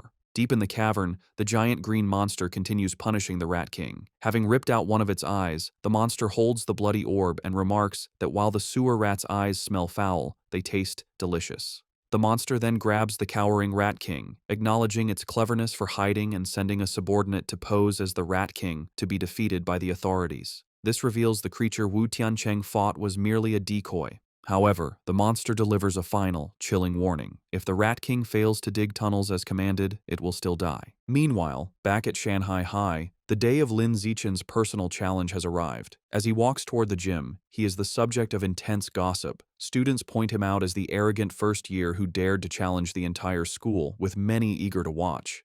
Lin Zichen, however, is focused on his phone, where he is looking at a wanted notice for the 9 fugitive members of the Rat God cult, noting the 500,000 yuan reward for their capture. He thinks of them as a walking fortune, but his practical nature takes over, and he reminds himself that if he ever encounters one, his first priority is to stay safe before thinking about the bounty. He arrives at the gym to find it packed with students surrounding the fighting rings, just as he had hoped. Looking at the sea of potential opponents, he knows the large turnout is not just due to his challenge, but also because of the final part of his plan, the participation prize. To motivate the crowd, Shen Qinghan stands on the sidelines with a megaphone, announcing that every participant will receive a lottery ticket for a chance to win generous prizes. The announcement works perfectly, and the male students erupt in excitement. They shout about the amazing prizes, including the latest game consoles and smartphones, though one boy is more interested in the possibility of touching Shen Qinghan's hand during the lottery. This same boy eagerly reaches forward to be the first volunteer. However, before he can finish speaking, a female student leaps over him, stepping on his head as she declares she will go first. This opens the floodgates, and a massive, chaotic crowd of female students rushes forward, trampling the boys as they all clamor for a chance to fight Lin Zichen. Soon, the fighting ring is filled with a large group of girls who have surrounded Lin Zichen, eagerly declaring they want to challenge him. The challenge, however, quickly becomes his female classmates fawning over him. One girl touches his arm, excitedly exclaiming how strong he feels, while another caresses his face, admiring how handsome he is. Completely surrounded, Lin Zixin thinks the situation has taken a strange turn. He feels reluctant to fight girls but steels his resolve. Knowing that to complete his achievement, he has no other choice. He begins to concentrate his power. With a series of gentle but firm pushes, he sends the girls flying out of the ring one by one. Finally, he unleashes a wave of energy that repels them all at once, apologizing as they are cleared from the ring. After the chaos has settled, Lin Zixin checks his system. A notification shows his progress for the survival of the fittest achievement has now reached 309 out of 1,000. Despite being defeated, the female students are undeterred. One girl with pinkish hair eagerly raises her hand, shouting she wants to challenge him again. However, Lin Zixin stands firm and coldly announces that according to the rules, defeated challengers may not re-challenge. The girls are crestfallen, with one complaining about the unfair rule. A large, muscular student and his friends step forward, and their leader cracks his knuckles, angrily declaring it is now his turn to teach the arrogant junior a lesson. This proves to be an empty threat. Lin Zixin effortlessly defeats opponent after opponent with single punches, and his system shows his survival of the fittest progress has climbed to 419 out of 1,000. Soon, he stands triumphantly atop a massive pile of unconscious students and calmly asks who is next. Just then, a new, more formidable challenger steps forward, declaring he is still there to fight. He leaps into the ring, and the other students immediately recognize him as Yan Xiaoxuan, the overlord of the second year's top honors class. They begin to murmur, wondering who will win.